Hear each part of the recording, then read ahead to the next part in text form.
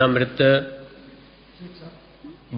पान 82 मोक्षमाला शिक्षा पाठ 35 शिक्षा पाठ 35 नवकार मंत्र मागधी में नमोकार मंत्र संस्कृत में नवकार मंत्र थई गयो। एना विषे परम कृपालदेव जणावे छे नमो अरिहंताणम। पहला तो नवकार मंत्र एटले शुं ते विषे ब्रह्मचारी विवेचन में कह्युं छे मंत्र एटले गुप्त रहस्य। मंत्र एटले गुप्त रहस्य, गुप्त रीते कहेवानो होय ते मंत्र एटले गुप्त रहस्य। श्री गुरु शिष्य ने गुप्त रहस्य आपे ते मंत्र छे। गुप्त रीते जे कहेवानो होय केम के मंत्रनु फळ जे आवे ते नवाई जेवुं होय, चमत्कार थाय। मंत्रनु फळ जे आवे ते नवाई जेवुं होय, चमत्कार थाय। मंत्री एटले रहस्यनी सलाह आपे ते राजानो मंत्री होय ते पोताना राजाने रहस्यनी सलाह आपे तेटले मंत्री कहेवाय छे। अने मंत्र ते रहस्य, गुप्त रहस्य तेनुं नाम मंत्र छे। तेनुं फळ के छे अनुपम आवे अथवा चमत्कार थाय एवुं आवे। जेम के आपने जे मंत्र आप्यो सहजात्म स्वरूप परम गुरु ते चैतन्य चमत्कार प्रगटावे। अनंतकाल थी चैतन्यनो चमत्कार सृष्टिना लक्ष्यमां नथी, ते ए आत्मानो अनुभव थाय जे वडे एटले जेनो चमत्कार नवाई जेवो लागे। पर श्रद्धाथी भणभण करे तो ज भाव, तो ज एनुं फळ आवे। जेम के एक मुसलमान हतो तेने नवकार मंत्र क्यांथी मळ्यो एटले बहु भावथी एने रटे अने मनमा एम माने के आ महान वस्तु छे। एटले एथी ए लोकोने साफ कर्यो तेनुं झेर उतारे नवकार बोलीने। पण एक वार शुं थयुं, શેઠના ઘરે કોઈને સાપ કરડ્યો એટલે ત્યાં જાય છે ત્યારે એની ઓસરીમાં બેઠેલા એના દીકરાઓ છોકરાઓ એ પણ આ મંત્રને બોલે, કેમ કે જૈનનો દીકરો એ તો સહેજે જાણતો જ હોય। એટલે મુસલમાનને થયું કે અરે હું તો જાણતો હતો કે આ એક ગુપ્ત રહસ્ય છે, બહુ જ કિંમતી છે અને જાણે મને જ હાથમાં આવ્યું, પણ આ તો આ છોકરાઓ જાણે, એમાં શું સામાન્યપણું થઈ ગયું। એટલે ગમે એટલો ત્યાં બધો બોલતો બોલતો પેલો સાપ ઉતારવા પ્રયત્ન કરે પણ ઉતર્યો જ નહીં। કેમ તો કે અંતરમાંથી નવકાર મંત્ર પ્રત્યેનું મહાત્મ્ય જ નીકળી ગયું। એવી રીતે કોઈએ ગુરુએ શિષ્યને રામ રામ રટવાનું આપ્યું। તે ખૂબ ભાવથી રામ રામ રામ રામ બોલે અને મનમાં એમ માને કે આ મારા ગુરુએ આપેલો મંત્ર છે। પણ એકવાર આ ભરવાડ લોકોને રસ્તામાં જતા જોયા એટલે મળ્યા પરસ્પર, તો એકબીજાને કહેવા લાગે કે રામ રામ રામ રામ। તો ઘરે આ તો આ લોકો જાણે રામ રામ, એમાં શું, એમાં ગુરુએ મને એવું શું મહાત્મ્યવાળું આપી દીધું। ત્યારે ગુરુએ કહ્યું કે આપે મને આપ્યું તો આ ભરવાડો જાણે। तो के जो ये तो खाली बोले राम राम राम राम, तो पोपट पण बोले, एमां शुं, एने बोलाव्यो तो ये बोले राम राम। पण तने जे आप्युं छे ए तो गुप्त रहस्य छे, तू श्रद्धा राखीने भणभण कर तो एनुं फळ आपशे।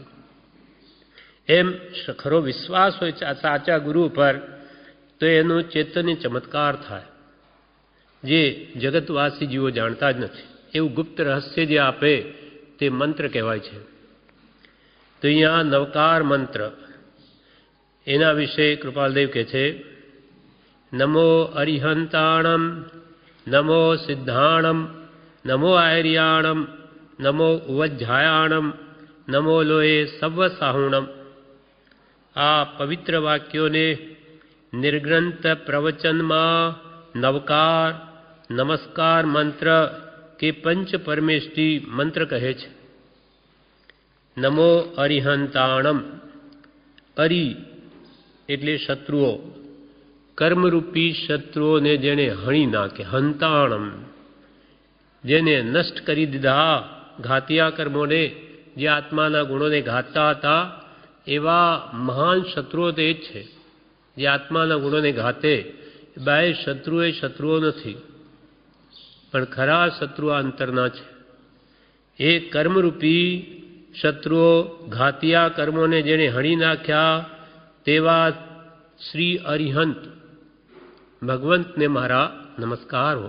નમો અરિહંતાણમ નમો સિદ્ધાણમ.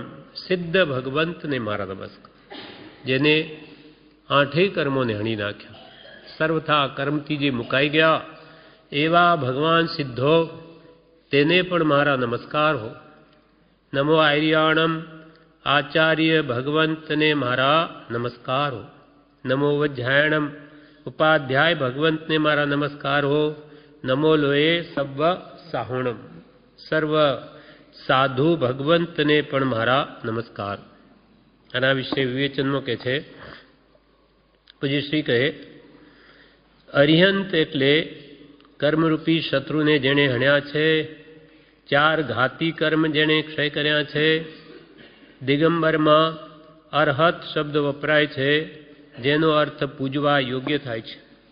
દિગંબરમાં અરહત શબ્દ વપરાય. નમો અર્હંતાણમ. પૂજવા યોગ્ય સર્વ કર્મોને જાણી લીધા, તેથી તે સર્વ લોકોથી પૂજનીય થયા. પૂજાતિશય તીર્થંકર ભગવાનનો ગુણ છે. ભગવાન તીર્થંકરોને કોણ ન પૂજે? ઇન્દ્રો પૂજે, દેવો પૂજે, ચક્રવર્તીઓ પૂજે, બળદેવ, વાસુદેવ, નરેન્દ્ર કે ઇન્દ્ર બધા જ પૂજે. આવા ભગવાન તીર્થંકરો છે. એટલે એમને એવો પૂજા અતિશય હોય કે જેને લીધે એ 14 રાજલોકમાં પૂજાય. આવા ભગવાન અરિહંત, જેને કર્મરૂપી શત્રુને હણી નાખ્યા, એટલે દિગંબરમાં એ કહેવાય છે અરહત. અરહત એટલે પૂજવા યોગ્ય. પછી સિદ્ધ ભગવાન, કે જેણે આઠેય કર્મોને ક્ષય કરી લીધા. કર્મ તો અનંત પ્રકારના, અને તેમાંય મુખ્ય 8. તેમાંય મુખ્ય મોહની હણાય તે કહું પાઠ. કર્મ તો અનંત પ્રકારના કર્મોને બધાને ભગવાને 8 કર્મો જ બધાને વણી લીધા. 8ની કોઈ 9મું એવું કર્મ નથી કે જે સામો સંમલિત થાય. 8મો જ બધા સમાઈ જાય. એટલે સર્વ કર્મોને જેણે હણ્યા, આવા તે સિદ્ધ ભગવાન છે. આચાર્ય ભગવાન કોણ? તો કે જ્યારે ભગવાન તીર્થંકરોની હાજરી ન હોય ત્યારે એ સકલ સંઘના ઉપરી છે. ચતુર્વિધ સંઘ કહેવાય. સાધુ, સાધ્વી, શ્રાવક, શ્રાવિકા. એ ચતુર્વિધ સંઘના ઉપરી તે આચાર્ય ભગવાન છે, જે પોતે સંયમ પાળે અને બીજા બધાને પણ પળાવે. મુનિ હોય તો મુનિનો સંયમ પળાવે, શ્રાવક હોય તો શ્રાવકના વ્રતો પળાવે.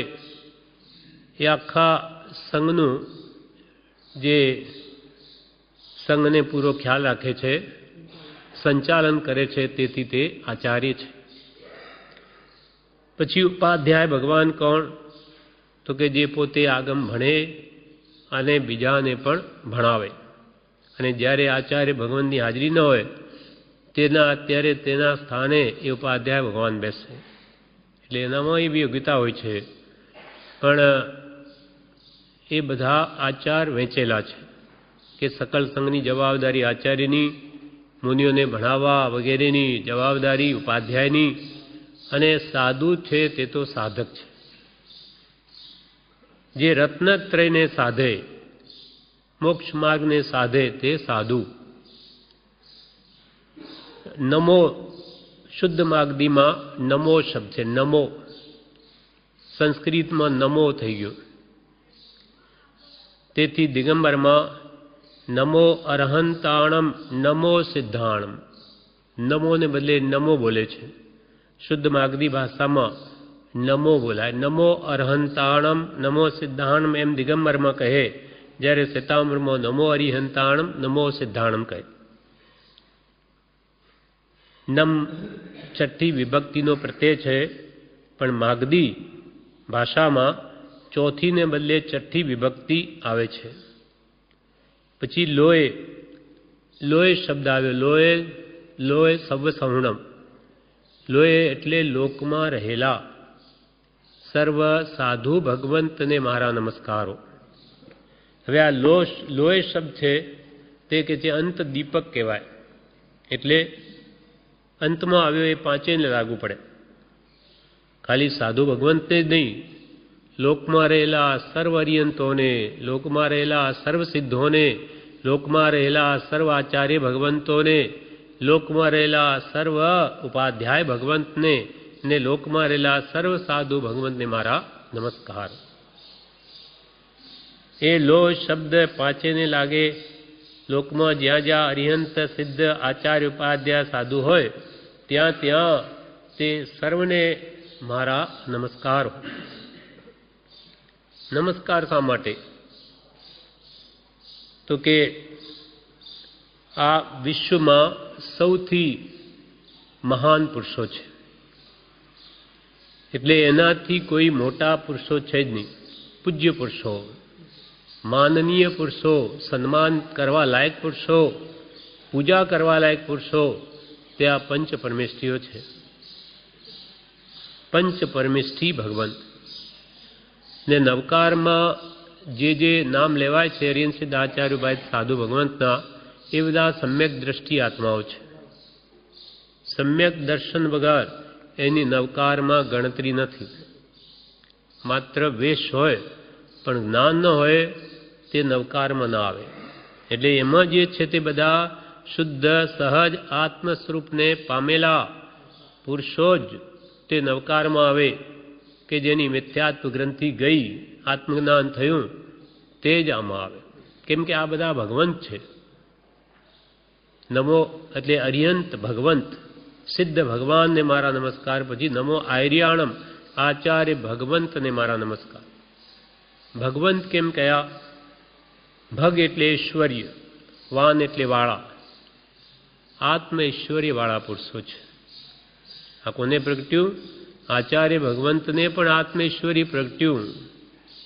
અનાદિનું અજ્ઞાન ગયું, મિથ્યાત્વ ગયું, નિર્ગ્રંથ થયા. મિથ્યાત્વની ગ્રંથિ જેની ગઈ માટે તે નવકારમાં આવે.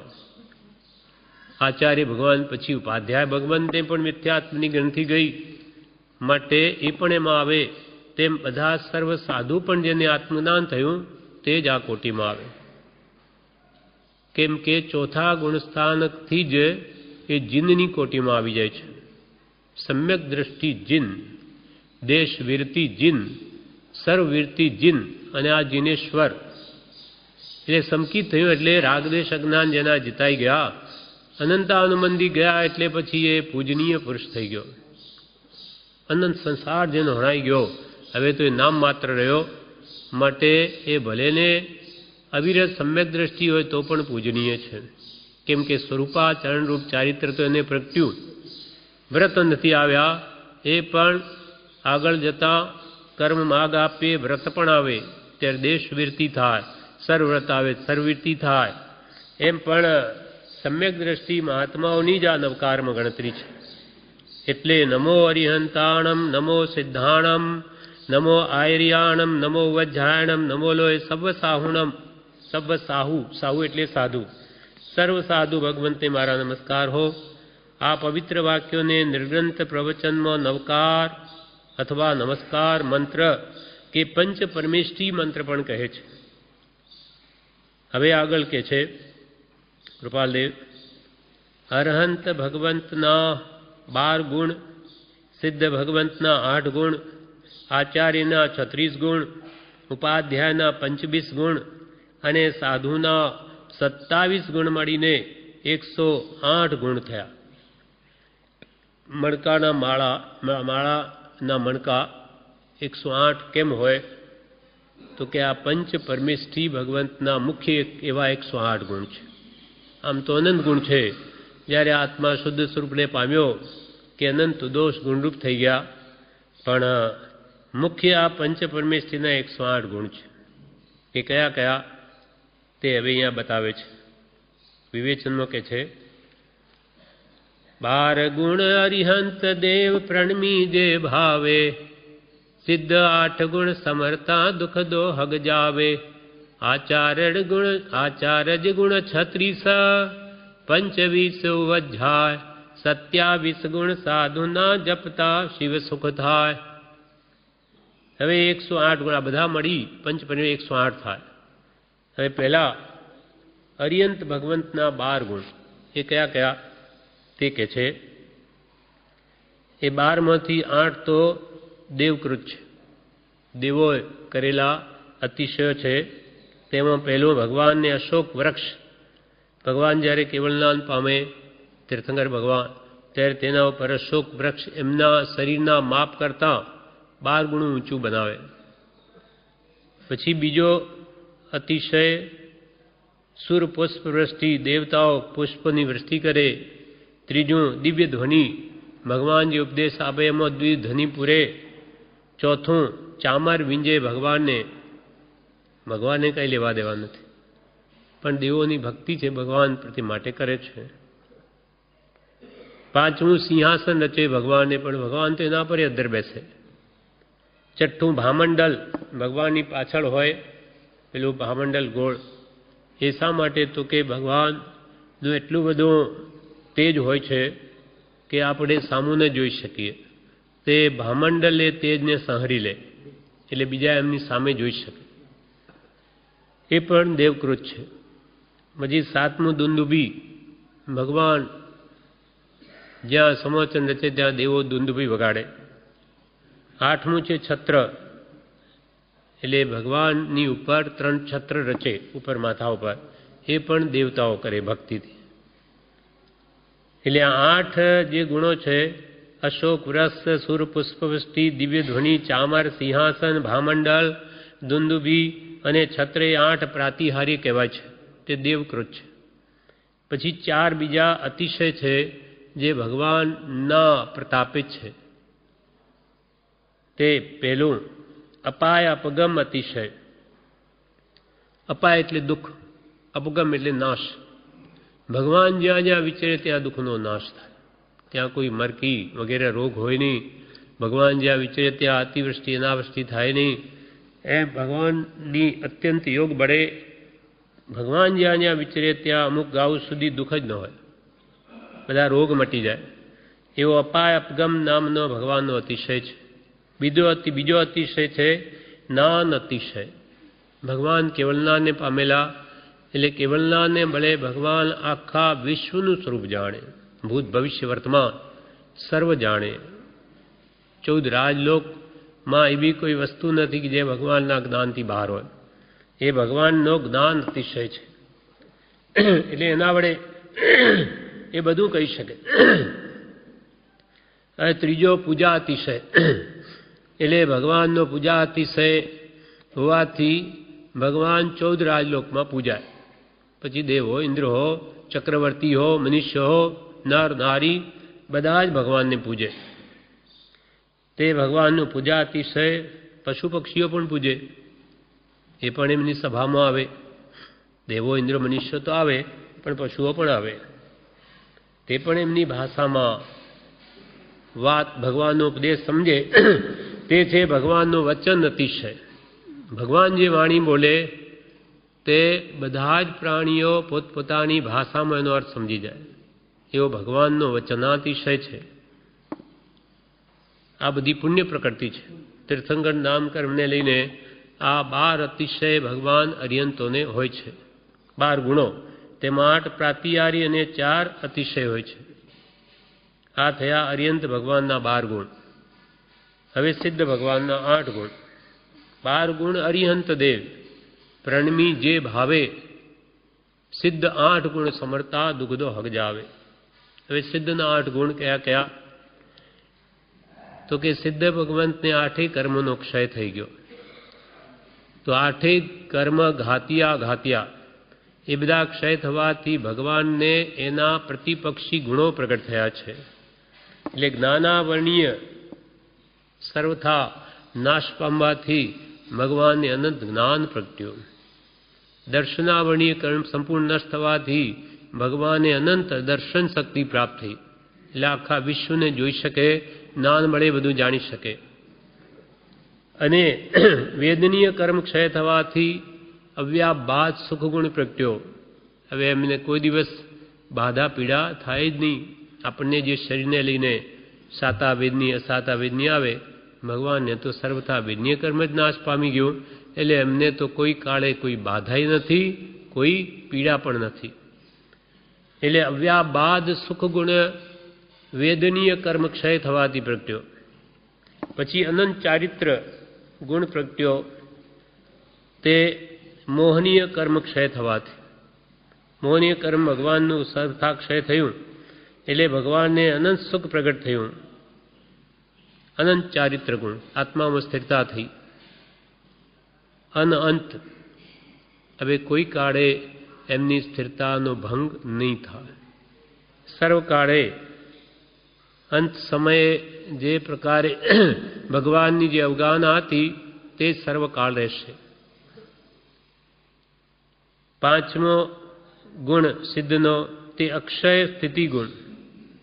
આયુષ્ય કર્મ નષ્ટ થવાથી ભગવાન હવે અક્ષય થયા. હવે કોઈ કાળે ક્ષય થવાનું નથી, સર્વથા એ રૂપે જ રહેશે. 6ઠ્ઠો ગુણ પ્રગટ્યો અરૂપીપણું. એટલે નામ કર્મને લઈને આ બધું રૂપ થાય છે. સ્ત્રી પુરુષ હાથી ઘોડા દેવ મનુષ્ય આદિ જે કંઈ પણ આકારો થાય એને નામ કર્મને લઈને, ભગવાનનું નામ કર્મ સર્વથા નષ્ટ થઈ ગયું. એટલે હવે અરૂપી ગુણ. આત્મા તો અરૂપી છે, કર્મને લઈને આ દેહ ધારણ કરી પૂતગલનો તે રૂપી થતો હતો. હવે કોઈ કાળે રૂપ ધારણ કરે નહીં, એટલે અમૂર્તિકપણું પ્રાપ્ત થયું અથવા સૂક્ષ્મત્વ ગુણ પ્રગટ્યો. હવે બીજું ગોત્રકર્મ. ગોત્રકર્મ નષ્ટ થવાથી અગુરુ લઘુત્વ ગુણ પ્રગટ્યો. એટલે આત્મા ભારે નથી અને હલકોય નથી. હવે 8મો ગુણ તે અંતરાય કર્મના ક્ષયથી પ્રગટ્યો, તે છે અનંત વીર્ય શક્તિ. કેમ કે ભગવાન જો ભવિષ્ય અનંત કાળ છે, અનંત કાળ સુધી ભગવાન જો કરે, જાણ કરે, થાક ન લાગે? તો કે કોઈ કાળે ન લાગે. ભગવાનના અંતરાય કર્મ નષ્ટ થઈ ગયું એટલે અનંત શક્તિ પ્રગટી છે. એને લઈને હવે ભગવાન કોઈ કાળે અનંત સુખ ભોગવતાય થાકે નહીં, જોતાય થાકે નહીં, કે જાણતા પણ થાકે નહીં. એવો અનંત ગુણ પણ સિદ્ધ ભગવાનને પ્રગટ્યો. એટલે 8 કર્મ નષ્ટ થવાથી સિદ્ધ ભગવંતને 8 ગુણની પ્રાપ્તિ થઈ.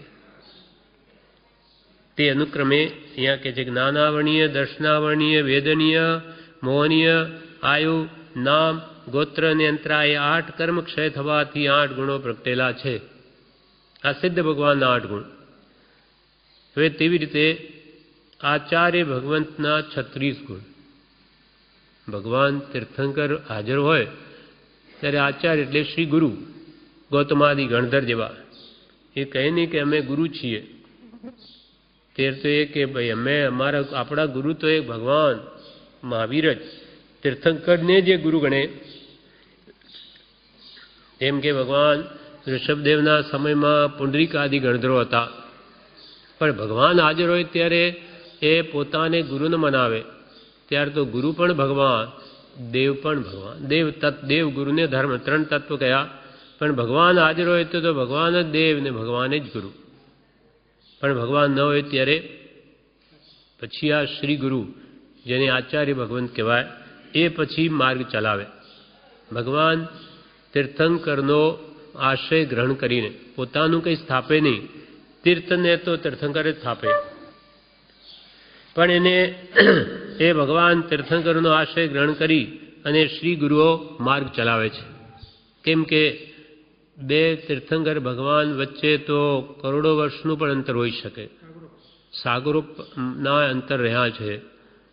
પહેલા ઋષભદેવને અજીતનાથ ભગવાનને વચ્ચે તો કેટલો મોટો કાળ, કેટલા સાગરો પણ વ્યતીત થઈ ગયા ત્યારે થાય. ત્યાં પછી અસંખ્યાત વર્ષો થાય. એ ત્યાં માર્ગ કોણ ચલાવે? તો કે આચાર્ય ભગવંત. તે વખતે સેંકડો હજારો આચાર્ય થઈ અને ભગવાનનો ઉપદેશ ગ્રહણ કરીને માર્ગ ચલાવે, વિતરાગ માર્ગ. માટે એવા આચાર્ય ભગવંતના 36 ગુણો છે. કયા કયા? તો કે 5 ઇન્દ્રિયનો નિગ્રહ કરે, એટલે 5 ઇન્દ્રના વિષયોમાં રાગદ્વેષ થવા નહીં દે આચાર્ય. બ્રહ્મચર્યની નવ ગુપ્તી પાડે, નવ વાડ સહિત શુદ્ધ બ્રહ્મચર્ય પાડે. મન વચન કાયાથી પાડે. મનથી કરુણી કરાવુંની અનુમોદની, વચનથી કરુણી કરાવુંની અનુમોદની, કાયાથી કરુણી કરાવુંની અનુમોદની. આમ 9 પ્રકારે શુદ્ધ રીતે બ્રહ્મચર્યનું પાલન કરે અને 9 વાડ સહિત પાડે. બ્રહ્મચર્યની નવગુપ્તી, 4 કસાયથી મુક્ત. આ 36 ગુણો ગણાવે આપણને. ક્રોધ માન માયા લોભ આદિ એ 4 કસાયોને રોકે, તેમાં વૃત્તિ ન જવા દે. 5 મહાવ્રત પાડે અને જ્ઞાન દર્શન ચારિત્ર તપ વીર્ય એ 50 ને પોતે પાળે અને પડાવે. જ્ઞાનાચાર, દર્શનાચાર, ચારિત્રાચાર, તપાચાર અને વીર્યાચાર એ 5 આચાર એ આચાર્ય પાળે અને પડાવે. નૌપદજીની પૂજામાં આવે, પંચાચાર જે સુધા પાળે, માર્ગ ભાખે સાચો રે, તે આચાર જ નમીએ તે શું, પ્રેમ કરીને જાચો રે. સિદ્ધ ચક્ર પદ વંદો રે ભવિકા, સિદ્ધ ચક્ર પદ વંદો રે, જેમ ચિરકાલે નંદો રે ભવિકા, સિદ્ધ ચક્ર પદ વંદો રે. પંચ આચાર જે સુધા પાળે, સુધા એટલે શુદ્ધ રીતે પાલન કરે.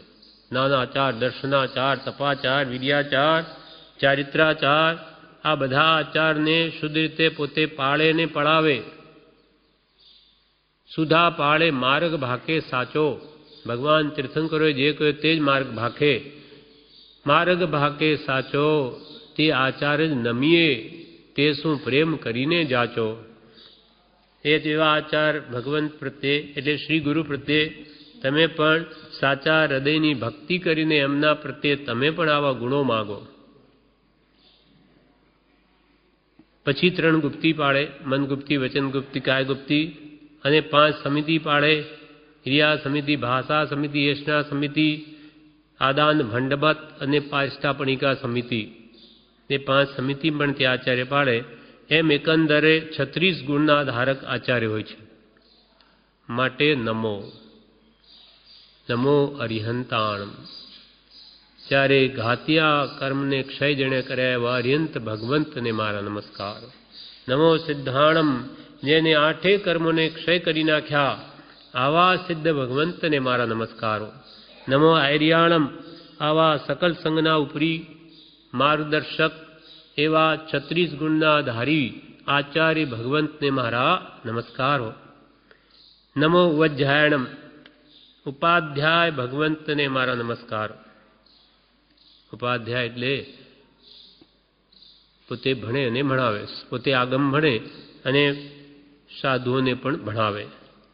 એ ઉપાધ્યાય ભગવાન 35 ગુણના ધારક હોય, નહીં 25 ગુણના ધારક હોય. 25 અધ્યાય ઉપાધ્યાયના 25, 5 અને 20, 25 ગુણ ઉપાધ્યાયના છે. તે અહીંયા બતાવે છે. ઉપાધ્યાયના 25 ગુણ આ પ્રમાણે: 1. આચારાંગ, સુઈગડાંગ, ઠાણાંગ, સમવયાંગ, ભગવતી વ્યાખ્યા પ્રજ્ઞપ્તિ. 6. જ્ઞાતા ધર્મકથા. 7. ઉપાસક દશાંગ અંતગઢ. 8. અંતગઢ. 9. અનુત્તરો વાઈ. 10. પ્રશ્ન વ્યાકરણ અને 11. વિપાક. એ 11 અંગના જે ધારક હોય, 11 અંગ ભણેલા હોય. અને 1. ઉવાઈ. 2. રાયપણેસી. 3. જીવાભિગમ. 4. પન્નવણા. 5. જંબુદીપ પન્નતિ. 6. ચંદ પન્નતિ. 7મું શૂરપન્નતિ, 8મું કપિયા, 9મું કપવડંસિયા, 10મું પુફલિયા અને 11મું પુફચુલિયા અને 12મું વન્હી દશાંગ. એ 12 ઉપાંગ કહેવાય છે. પહેલાં તો 11 અંગ થયા, 12મું દૃષ્ટિવાદ તો વિચ્છેદ છે. એટલે 11 અંગના ધારી અને 12 ઉપાંગ મળી આ અંગોપાંગના જ્ઞાનરૂપ 23 ગુણ થયા. 11 તો અંગ અને 12 એના ઉપાંગ, એ મળીને 23 જ્ઞાનરૂપ, એ ઉપાંગ મળીને અંગોપાંગના જ્ઞાનરૂપ 23 અંગ થયા, 23 ગુણ થયા.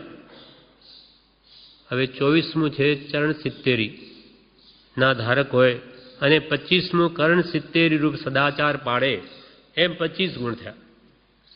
હવે આ ચરણ સિત્તેરી શું, 70 ભેદ તે અહીંયા બતાવે છે. ચરણ સિત્તેરી કઈ કઈ કહેવાય તો કે જેમાં 5 મહાવ્રત, 10 યતિધર્મ, યતિધર્મ એટલે ઉત્તમ ક્ષમા, આર્દવ, માર્દવ, સત્ય, સો, સંયમ, તપ, ત્યાગ, આકિંચન અને બ્રહ્મચર્ય. આ 10 યતિધર્મ, 17 પ્રકારે સંયમ, 17 પ્રકારે, 12 પ્રકારે, 13 પ્રકારે, અનેક પ્રકારે સંયમના ભેદ છે. 17 પ્રકાર એવી રીતે 5 મહાવ્રત, 5 સમિતિ, 3 ગુપ્તી અને 4 કષાયનો નિગ્રહ, એ મળીને 17 પ્રકારે સંયમ પાળે. 10 પ્રકારનું વૈયાવ્રત, 9 બ્રહ્મચર્યની ગુપ્તીઓ, 3 રત્નત્રય, 12 પ્રકારના તપ, 4 કષાય પર વિજય. આ પ્રમાણે આ 70 પ્રકાર થાય છે ચરણ સિત્તેરીના. અને કરણ સિત્તેરી એટલે શું, એટલે ઉપર જે ચરણ સિત્તેરી કહી તેને પુષ્ટિ કરવાવાળા, પુષ્ટિ આપનાર તે ગુણોને કરણ કહે છે. તે ઉત્તર ગુણો છે તેના. એટલે તે આ પ્રમાણે 4 પિંડ વિશુદ્ધિ, 5 સમિતિઓ, 12 ભાવના, 12 પડીમાં, 5 ઇન્દ્રિય નિરોધ, 25 પ્રતિલેખના, 3 ગુપ્તીઓ અને 4 અભિગ્રહ. આ બધા મળી કરણના 70 પ્રકાર થાય છે. એટલે આ કરણ સિત્તેરી, ચરણ સિત્તેરીના પણ તે ઉપાધ્યાય ધારક હોય છે. આ મળીને ઉપાધ્યાયના 25 ગુણ થયા. પછી સાધુના 27 ગુણ, જે મોક્ષ માર્ગ સાધવા માટે જે હંમેશા યત્ન કરે તે બધા સાધક કહેવાય. તો આ સાધુઓ યત્ન કરે, શું આચાર્ય ન કરે? આચાર્ય પણ કરે, ઉપાધ્યાય પણ કરે અને સાધુ પણ કરે. બધા સાધક જ છે, સાધક જ છે. હજુ કંઈ કેવળ જ્ઞાન પ્રગટ્યું નથી. એ પણ બધા સાધના બધા જ કરે, પણ પોતપોતાની યોગ્યતા અનુસાર તેમને એ વિભાગ સોંપવામાં આવ્યા છે. કેમ કે બધું જ જોઈએ, નહીં તો સંઘને કોણ સંભાળે, ભણાવે કોણ? એટલે જુદા જુદા વિભાગ પાડવામાં આવ્યા. બાકી ખરી રીતે તો આચાર્ય, ઉપાધ્યાય કે સાધુ એ બધા જ 5 આચારને પાળે. નાનાચાર, દર્શનાચાર, ચારિત્રાચાર, તપાચાર, વીર્યાચાર બધા જ પાડે. પણ પોતપોતાની ભૂમિકા પ્રમાણે એમને આ વિભાગ વહેંચવામાં આવેલ છે. હવે સાધુના 27 ગુણ. 27 ગુણ સાધુના જપતા શિવ સુખ થાય એ કહે છે. તેમાં 5 મહાવ્રત, રાત્રિ ભોજન ત્યાગ, 5 ઇન્દ્રિયોનો નિગ્રહ, છકાય જીવની રક્ષા, લોભ ત્યાગ, ક્ષમા ધારણ, ચિત્તની નિર્મળતા, વિશુદ્ધ વસ્ત્ર પરિલેણ, વસ્ત્રની પરિલેણા કરે. સાધુઓને જે કપડાં હોય એને નિશ્ચિત અમુક સમયે એમને એ ખોલવા જ પડે. દિવસમાં 1-2 વાર ખોલી પાછા આમ સાફ સફાઈ આમ ફેરવીને પાછા સમેટીને મૂકી દે, જેથી કોઈ જીવજંતુ ઉત્પન્ન થાય. એવી પડેલેણા એમને કરવી જ પડે છે. વસ્ત્ર પરિલેણા, વિશુદ્ધ વસ્ત્ર પરિલેણ, સંયમ યોગમાં પ્રવૃત્તિ, તેમાં 5 સમિતિને, 3 ગુપ્તીને ધારણ કરે અને નિદ્રા, વિખતા, અવિવેકનો ત્યાગ કરે. આ સંયમ કહેવાય બધા. અકુશળ મન વચન કાયાનો યોગ, તેનો ત્યાગ કરે. હંમેશા જાગૃત રહે મન વચન કાયાથી. શીતાદિ પરિસહ સહન કરે. 22 પરિસહ તે મુનિઓને સહન કરવાના હોય. ઠંડી, ગરમી, મચ્છર વગેરે એનો, અને મરણાદિ ઉપસર્ગ આવે તો પણ સહન કરવાનો હોય. એકંદરે આવી રીતે 27 ગુણ સાધુના હોય છે. એમ અરિયંતના 12 ગુણ, સિદ્ધ ભગવંતના 8 ગુણ, આચાર્ય ભગવંતના 36 ગુણ, ઉપાધ્યાયના 25 ગુણ અને સાધુ ભગવંતના 27 ગુણ મળીને 108 મુખ્ય ગુણ પંચ પરમેષ્ઠીના થયા. પંચ પરમેષ્ઠી એમને પંચ પરમ ઇષ્ટ પુરુષો છે, પરમ પદને પ્રાપ્ત થયેલ પુરુષો છે. પરમ ઇષ્ટ, ઇષ્ટ એટલે આ મારા ઇષ્ટ છે. ઉત્તમ એટલે માન્ય કરવા યોગ્ય, પૂજવા યોગ્ય. આ પંચ પરમેષ્ઠી ભગવંતો પરમ ઇષ્ટ પુરુષો છે, ઉત્તમ પદમાં સ્થિત છે, એટલે જગતમાં સૌથી મહાન છે, તેથી પૂજવા લાયક છે. એથી એને 5 પરમ ગુરુઓ પણ કહેવાય છે. વંદો પાંચો પરમ ગુરુ. પરમ એટલે ઉત્કૃષ્ટ, ગુરુ એટલે મહાન. ઉત્કૃષ્ટ મહાન પુરુષો કોણ? આ પંચ પરમેષ્ઠી. એના જેવું જગતમાં કોઈ મહાન નથી. માટે એમને 5 પરમ ગુરુઓ પણ કહેવાય છે. પંચ પરમેષ્ઠી મંત્રનું સ્મરણ એ સર્વોત્કૃષ્ટ જગત ભૂષણના સત્ય ગુણનું ચિંતવન છે. બ્રહ્મચારી વિવેચનમાં શું કહે કે આ પંચ પરમેષ્ઠી મંત્રનું સ્મરણ શા માટે કરવા કહ્યું? તો કે સર્વોત્તમ, સર્વથી શ્રેષ્ઠ, જગત ભૂષણ, જગતમાં શોભાયમાન એવા આ પુરુષોના સત્ય ગુણનું ચિંતન છે આમાં. હવે એમાં એવો સત્ય ગુણ શું રહેલો છે કે જેથી એ પંચ પરમેષ્ઠી પૂજવા લાયક થયા? તે કહે છે સહજાત્મ સ્વરૂપ એ સર્વોત્તમ જગત ભૂષણનો સત્ય ગુણ છે. આ બધા પંચ પરમેષ્ઠી પૂજવા લાયક શા માટે? નમો અરિયંતાણ, નમો સિદ્ધાણ, નમો આર્યાણ, નમો જાણ, નમો લે સબ સાઉણમ. શા માટે નમો નમો નમો નમો નમો? એવું એમણે શું પ્રાપ્તિ કરી કે એ પૂજવા લાયક થઈ ગયા? તો કે એમને પોતાનું જે સહજ એટલે સ્વાભાવિક શુદ્ધ આત્મ સ્વરૂપ પ્રગટ કરેલું છે. પહેલા એ પંચ પરમેષ્ઠીઓ બધા આપણા જેવા જ હતા, બધા અજ્ઞાની હતા કે અનંતકાલથી એ બધા એ દશામાં નહોતા, આપણા જેવા જ હતા. કોઈ તો આપણા કરતો એ હલકી ગતિમાં હતા, છતાં પંચ પરમેષ્ઠી બની ગયા. પાર્શ્વનાથ ભગવાન હાથીના ભવમાંથી ભગવાન થયા, મહાવીર ભગવાન સિંહના ભવમાંથી થયા, તો આ તો તિર્યંજ ગતિમાંથી અરિંદ બની ગયા. એમ સર્વથા અનાદિકાલથી કહીએ અરિયંત કે સિદ્ધ નથી. એટલે એમણે એવો એક સત્ય ગુણ પ્રગટ કર્યો પોતાના આત્માનો. તે શું? તો કે સહજ આત્મ સ્વરૂપ. સહજ એટલે શુદ્ધ સ્વાભાવિક જે પોતાનું જ સ્વરૂપ છે, તે એમને કર્મોને નષ્ટ કરીને પોતાના આત્માની શુદ્ધિ કરી લીધી, પ્રગટ કરી લીધો, પ્રાપ્ત કરી લીધું. એ સહજાત્મ સ્વરૂપ એ જ સર્વોત્તમ જગત ભૂષણનો સત્ય ગુણ છે. સત્ય ગુણ આવા જગતમાં પૂજવા લાયક પુરુષોનો તે સહજાત્મ સ્વરૂપ છે, એ એમને પ્રાપ્ત કર્યો માટે પૂજવા લાયક છે. એટલે કૃપાલદેવે આપણને પણ નવકાર મંત્રનું રહસ્ય આપ્યું એક લીટીમાં. નવકાર મંત્રમાં કે આ જગતમાં સર્વથી શ્રેષ્ઠ પૂજ્ય પુરુષો છે, પણ શા માટે પૂજનીય છે તે આપણને એક લીટીમાં સમજાવ્યું કે આ બધા પંચ પરમેષ્ઠીઓ એટલે પરમગુરુ. પરમગુરુ શબ્દથી સહજાત્મ સ્વરૂપમાં 5 પરમેષ્ઠીને લઈ લીધા. વંદો પાંચો પરમગુરુ એટલે પંચ પરમેષ્ઠી એટલે પરમગુરુ એ આવી ગયા. હવે શા માટે નમસ્કાર કરવા લાયક? તો એના આગળ લગાડ્યું વિશેષણ સહજ આત્મ સ્વરૂપ પરમગુરુ. આ પરમગુરુઓ પોતાના સહજ આત્મ સ્વરૂપને પામેલા છે, માટે નમો. આ એનું રહસ્ય બતાવ્યું.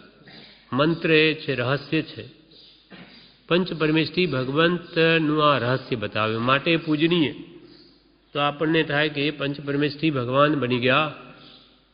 અથવા પોતાના શુદ્ધ સ્વરૂપને પામી લીધું, સારી વાત છે, અહીંયા ક્યાં ખોટું છે, પણ હવે એનું ધ્યાન મને કેમ આપવું? મને શું મળે? હું સજાત્મ સ્વરૂપ સજાત્મ બોલું એથી મને શું પ્રાપ્ત થાય?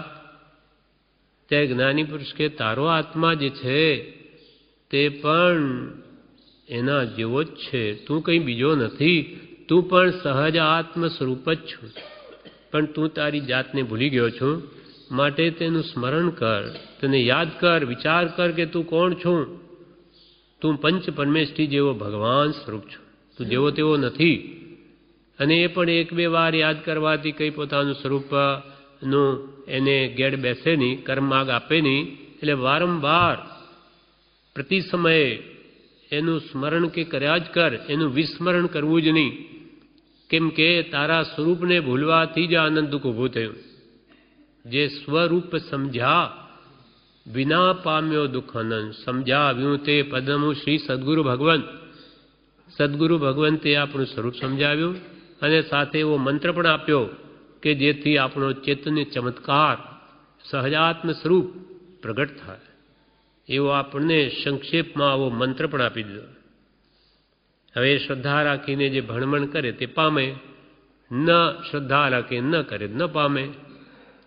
એટલે અહીંયા કે છે પંચ પરમેષ્ઠી મંત્રનું સ્મરણ એ સર્વોત્તમ જગત ભૂષણના સત્ય ગુણનું ચિંતન છે.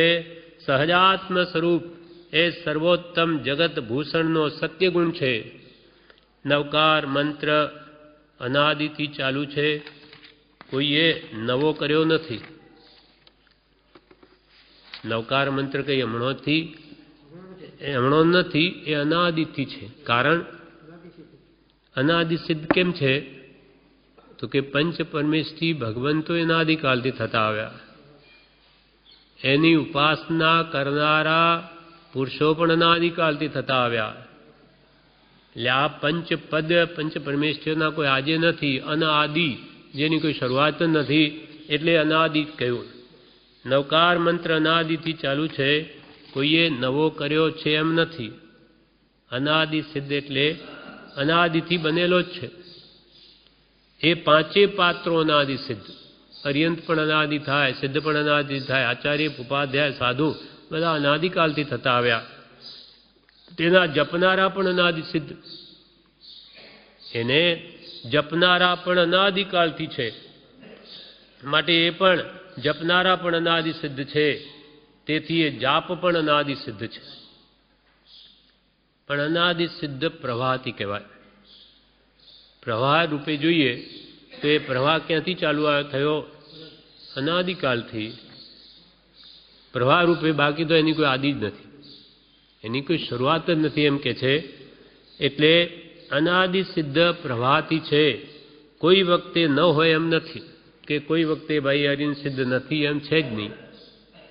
આજે પણ મહાવિદ્ય ક્ષેત્રમાં તો છે જ, ત્યાં તો હંમેશા ચોથો હારો છે. અરિન સિદ્ધ આચાર્ય ઉપાધ્યાય સાધુ ભગવાન સર્વકાળમાં છે, કોઈ વખતે ન હોય એમ નથી. એ પંચ પરમેશ્વરીના ગુણ ઉપર કહ્યા તે વિચારવા. આપણને કે આ પંચ પરમેશ્વરી મંત્ર એ આપણને આપ્યો. આપણે જ્યારે કૌશક કરીએ, મંદિરમાં ચૈત્યવંદન કરીએ, પ્રતિક્રમણ કરીએ, ત્યારે તો આપણે નવકાર જ બોલીએ છીએ. પણ જ્યારે આખો દિવસ જેનું રટન કરવાનું એ ગુરુ મંત્રનું ધ્યાન કરીએ છીએ. એ આવા યોગ અસંખ્ય છે જેને કહ્યા તે ગુરુ કાળને અનુરૂપ જીવોની શક્તિ, સમજ, બુદ્ધિ અનુસાર જે મંત્ર આપે તે વિશેષ કલ્યાણ કરતા થાય છે સમયને અનુરૂપ. અને એ પણ આત્મજ્ઞાની ગુરુ આપે તો જ. એવા પૂર્વમાં એવા કેટલાય થઈ ગયા જેમને એવા મંત્રો આપ્યા છે અને એમનું કામ થયું છે. જેમ કે નવપદજીની પૂજા આપણે બોલીએ તો શ્રીપાલ રાજાને આ નવપદની આરાધના આપેલી. એમ જુદી જુદી આરાધનાવાળા અનેક થયા છે, જે પ્રવેશિકામાં બતાવશે, જે આપણે આવતીકાલ લઈશું. એમ એ પંચ પરમેશ્વરીના ગુણ ઉપર કયા તે વિચારવા. આપણે બોલી જઈએ, પણ મહાપુરુષો કે એનો વિચાર કરવો કે અરિહંત એટલે કોણ, એમણે શું કર્યું, સિદ્ધ એટલે શું, એમણે શું સિદ્ધિ મેળવી, આચાર્ય ભગવાન સાને લઈને કહેવાય, ઉપાધ્યાય ભગવાન કોને કયા, અને સાધુ ભગવંતો શું કરે, એમ બોલો ત્યારે કે એના ગુણોને વિચારો તો તમને ગુણો પ્રાપ્ત કરવાનું ભાન થાય, લક્ષ્ય બંધાય. એ પંચ પરમેશ્વરીના ગુણ ઉપર કયા તે વિચારવા. એમનું સ્વરૂપ, આત્માનું સ્વરૂપ બધાયનું સહજાત્મ સ્વરૂપ છે. એટલે પંચ પરમેશ્વરીઓનું સ્વરૂપ, બધાય આત્માનું સ્વરૂપ તે સહજ આત્મ સ્વરૂપ છે, શુદ્ધ આત્મ સ્વરૂપ છે. એમને શુદ્ધ આત્મ સ્વરૂપનો અનુભવ થોડો ઘણો પણ સરખો છે. અર્યંતો સિદ્ધ, આચાર્ય, ઉપાધ્યાય, સાધુ એ બધાને આત્માનો અનુભવ થોડો ઘણો તો બધાને છે જ. સિદ્ધ સંપૂર્ણ અનુભવે, અર્યંત પણ કેવડી છે એટલે આત્માના શુદ્ધ સ્વરૂપને ભોગવે. આચાર્ય પણ એનો અનુભવ, એને વારવાર આત્માનો અનુભવ આવે, થોડા થોડા સમયે. ઉપાધ્યાયને તેથી કદાચ ઓછો આવે, સાધુને તેનાથી પણ ઓછો આવે. પણ જ્યારે જ્યારે આત્માનું સુખ એ અનુભવે છે તે સુખ તો નો પ્રકાર તો એક જ છે.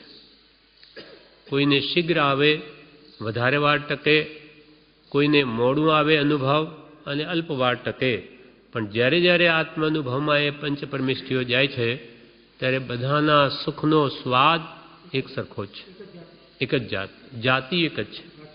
ઓછા વત્તા પ્રમાણમાં હોય, જેમ કે અવિરત સમ્યક દ્રષ્ટિને તો કોઈક જ વાર આત્માનો અનુભવ આવે. અનુભવ લક્ષ્ય પ્રતિદ વૃત્તિ વયની જ ભાવમાં પ્રમાર્થે સમકીત. પણ અનુભવ થયેલો છે એટલે ભલે ને બીજી વાર અનુભવમાં એ ન હોય પણ એનું લક્ષ્ય જ રહે છે. સુખ શું? તો કે સુખ તો તે જ જે અનુભવ્યું તે આત્માનું, એટલે એમાં જ એને જવાની એનો લક્ષ્ય બન્યો રહે છે. અનુભવ લક્ષ્ય, અનુભવ ન હોય તો લક્ષ્ય, લક્ષ્ય ન હોય તો ઊંઘમાં પણ પ્રતીતિ તો ન જાય. સુખ શું? તો કે આત્મામાં જ. આત્મા અનુભવ એ જ સાચું સુખ, એની પ્રતીતિ તો કોઈ કાળે ન જાય. એટલે અનુભવ કા લક્ષ્ય કા પ્રતીત વૃત્તિ વય નિજ ભાવમાં, માટે પરમાર્થે સંકિત કહ્યું તેને. આ પ્રમાણે નવકાર મંત્રના પાઠમાં આપણે વાંચી ગયા. હવે કૃપાલદેવે કહ્યું તે વાંચી લઈએ. વિવેચન વાંચ્યું હમણાં. હવે પાઠ પૂરો કરીએ. શિક્ષાપાઠ 35. નવકાર મંત્ર. નમો અરિહંતાણમ, નમો સિદ્ધાણમ, નમો આર્યાણમ, નમો જ્ઞાન, નમો લોય સવસાવણમ. આ પવિત્ર વાક્યોને નિર્ગ્રંથ પ્રવચનમાં નવકાર નમસ્કાર મંત્ર કે પંચ પરમેષ્ઠી મંત્ર કહે છે. કૃપાલદેવે શુભ શીતલતામાં કહ્યું, શુભ ભાવ વડે મન શુદ્ધ કરો, નવકાર મહાપદને સમરો. નહીં એહ સમાન સુ મંત્ર કહો, ભજીને ભગવંત ભવંત લહો. ભજીને ભગવંત ભવંત લહો. શુભ ભાવ વડે મન શુદ્ધ કરો. આપણે નવકારમાં કે આ પંચ પરમેષ્ઠીઓના ગુણોના ચિંતનમાં રહીએ, એ બધો શુભ ભાવ છે. શુભ ભાવ વડે મન શુદ્ધ કરો, શુદ્ધ ભાવમાં જાઓ. નવકાર મહાપદને સમરો. કૃપાલદેવે પણ આ મહાન પદ, જે પાંચે પદ છે પંચ પરમેષ્ઠીઓના, એ મહાન છે. એ આપણો ધ્યેય છે. અરિહંત પદ પ્રાપ્તિ, જીન દશા. સર્વજીવ છે સિદ્ધ સમ જે સમજે તે થાય, સદગુરુ આજ્ઞાને જીન દશા નિમિત્ત કારણમાં. જીન દશા, અરિહંત પદ, સિદ્ધ પદ એ આપણું મૂળ ઘર છે. સિદ્ધાલય આપણું મૂળ સ્થાન. તે ઘરમાં ગયા પછી પાછું આવવા પણ ન રહે. આ બધા ઘર ક્ષણિક, એ પરમાનન્ટ ત્યાં નિવાસ નહીં. મૂળ ઘર સિદ્ધાલય. અને અરિહંત પદ પ્રાપ્તિ આપણો ધ્યેય છે. ઘાતિયા કર્મોને હણવાનો, કેવળ જ્ઞાન પ્રગટાવવાનો. એટલે આ નવકાર મહાપદને સમરો. મહાપદને સમરો. પછી પ્રભુશ્રીજી બ્રહ્મચારી લખે છે, પ્રભુશ્રી કોઈ વાર એમ બોલતા, આ શુભશીલતા બોલે ત્યારે નવકાર મહાપદને સમરો તે ઠેકાણે સહજાત્મ સ્વરૂપ સદા સમરો. નહીં એ સમાન સુમંત્ર કહો, ભજીને ભગવંત ભવંત લો. બધું એક જ છે. નવકાર કહો કે સહજ આત્મ સ્વરૂપ પરમ ગુરુ કહો, એક જ છે. પંચ પરમેષ્ઠી એમાં આવી ગયા અને એમાં શુદ્ધ સ્વરૂપનો લક્ષ્ય કરાવ્યો સજાત્મ સ્વરૂપમાં, કે આ શુદ્ધ સ્વરૂપ પ્રાપ્તિના કારણે આ બધા મહાપુરુષો થઈ ગયા. જે સ્મૃતિ મહાપુરુષોના ગુણોની છે તેમાં મોટામાં મોટો ગુણ શુદ્ધ આત્મ સ્વરૂપ એ પામવું છે આપણે. એના વગર અનાદિકાલથી જીવ રજડ્યો, માટે એ તરફ લક્ષ્ય કરાવ્યો કે સીધો જ એને તરત લક્ષ્ય પહોંચે, સ્વરૂપનો લક્ષ્ય થાય. એટલે આ પવિત્ર વાક્યોને નિર્ગ્રંથ પ્રવચનમાં નમસ્કાર મંત્ર કે પંચ પરમેષ્ઠી મંત્ર કહે છે. અરિહંત ભગવંતના 12 ગુણ, સિદ્ધ ભગવંતના 8 ગુણ, આચાર્યના 36 ગુણ, ઉપાધ્યાયના 25 ગુણ, 25 એટલે 25, અને સાધુના 27 ગુણ મળીને 108 ગુણ થયા. એટલે માળાના મણકા પણ 108 છે. અંગૂઠા વિના બાકીની 4 આંગળીઓના 12 ટેરવા છે. કૃપાલદેવ જે આંગળી પર આપણે 108 ગણીએ તેના માટે કહે છે કે અંગૂઠાને છોડી બીજી 4 આંગળીઓ, અંગૂઠા વિના બાકીની 4 આંગળીઓના 12 ટેરવા થાય છે. 3 3 4 તરી 12. અને એથી એ ગુણોનું ચિંતન કરવાની યોજના હોવાથી, એથી 12 ટેરવા, એથી એ ગુણોનું ચિંતન કરવાની યોજના હોવાથી 12 ને 9 ગુણતા 108 થાય. 12 9 એટલે અંતર 108 થયા.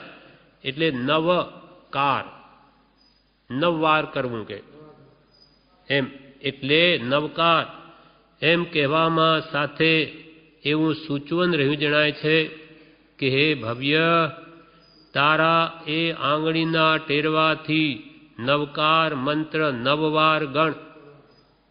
આંગળીના ટેરવાથી 12 ટેરવા, એને તું આંગળીના ટેરવાથી 9 વાર નવકાર મંત્ર ગણ. એટલે 108 થશે. 8 કાર એટલે કરનાર એમ પણ થાય છે. 12 ને 9 ગુણતા જેટલા થાય એટલા ગુણનો ભરેલો મંત્ર એમ નવકાર મંત્ર તરીકે એનો અર્થ થઈ શકે છે. 12 ને 9 ગુણતા જેટલા થાય એટલા ગુણનો ભરેલો મંત્ર એમ નવકાર મંત્ર તરીકે એનો અર્થ થઈ શકે છે. અને પંચ પરમેષ્ઠી એટલે આ સકલ જગતમાં 5 વસ્તુઓ પરમોત્કૃષ્ટ છે. આ સકલ વિશ્વમાં 5 વસ્તુઓ સર્વોત્કૃષ્ટ, સર્વથી ઉત્કૃષ્ટ મહાન છે.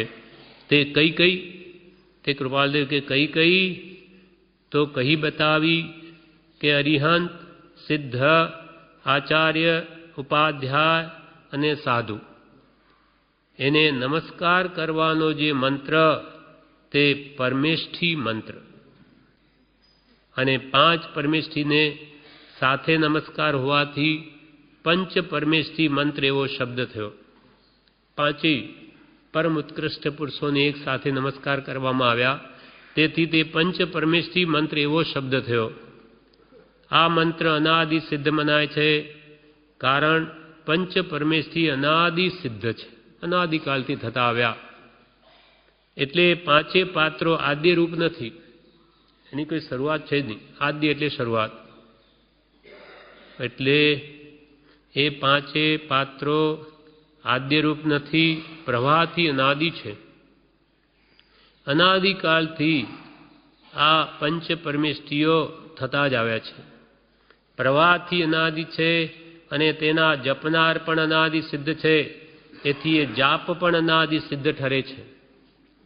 હવે પ્રશ્ન, એ પંચ પરમેષ્ઠી મંત્ર પરિપૂર્ણ જાણવાથી મનુષ્ય ઉત્તમ ગતિને પામે છે એમ સત્પુરુષો કહે છે, તે માટે તમારું શું મત છે?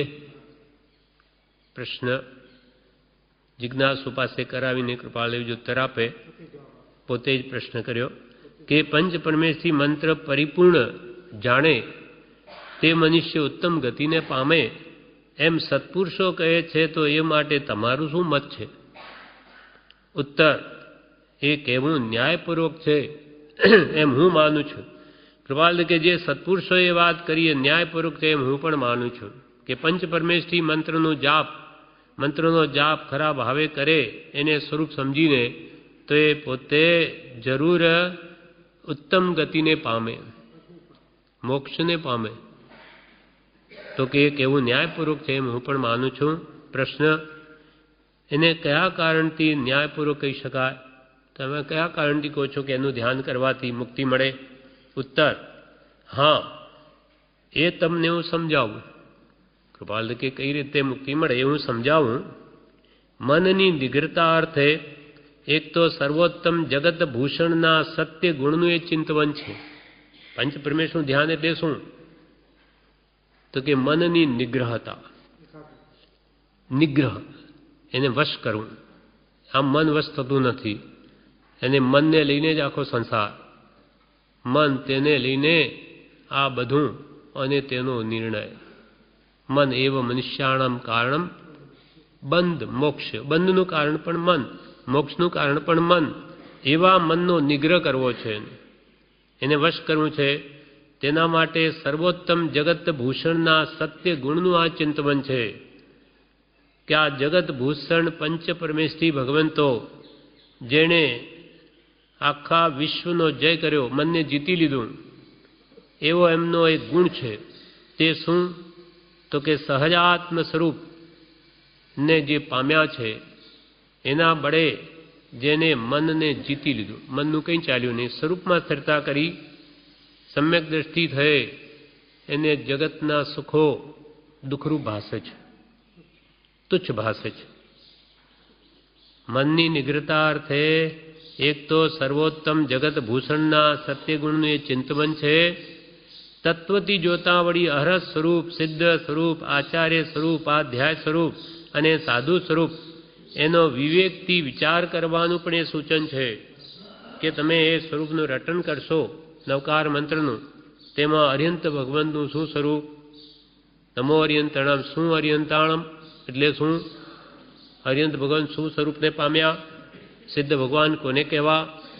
એમ આ સિદ્ધ સ્વરૂપ, અરહંત સ્વરૂપ, આચાર્ય સ્વરૂપ, આધ્યાય સ્વરૂપ અને સાધુ સ્વરૂપ એનો વિવેકથી વિચાર કરવાનું પણ એ સૂચવન છે. કારણ કે પૂજવાઈ ગયો સાથી છે એમ વિચારતા એઓનું સ્વરૂપ, ગુણ ઇત્યાદિ માટે વિચાર કરવાની સત્પુરુષને તો ખરી અગત્ય છે. એટલે કે આ પંચ પરમેષ્ઠીઓ જગતમાં સર્વથી શ્રેષ્ઠ અને પૂજવા લાયક છે. તો કે વિચારવાન એવો જે સત્પુરુષ હશે તેને તો એ વિચાર આવશે કે એ શું કારણ સાથી પૂજવાય યોગ્ય થયા? તો કે ભાઈ પોતાનો સત્યગુણ જે સજાત્મ સૂર્ય પ્રગટાવ્યો માટે એ વિચાર કરવાથી એને ભાનમાં આવશે, આમ ખ્યાલ ના આવે.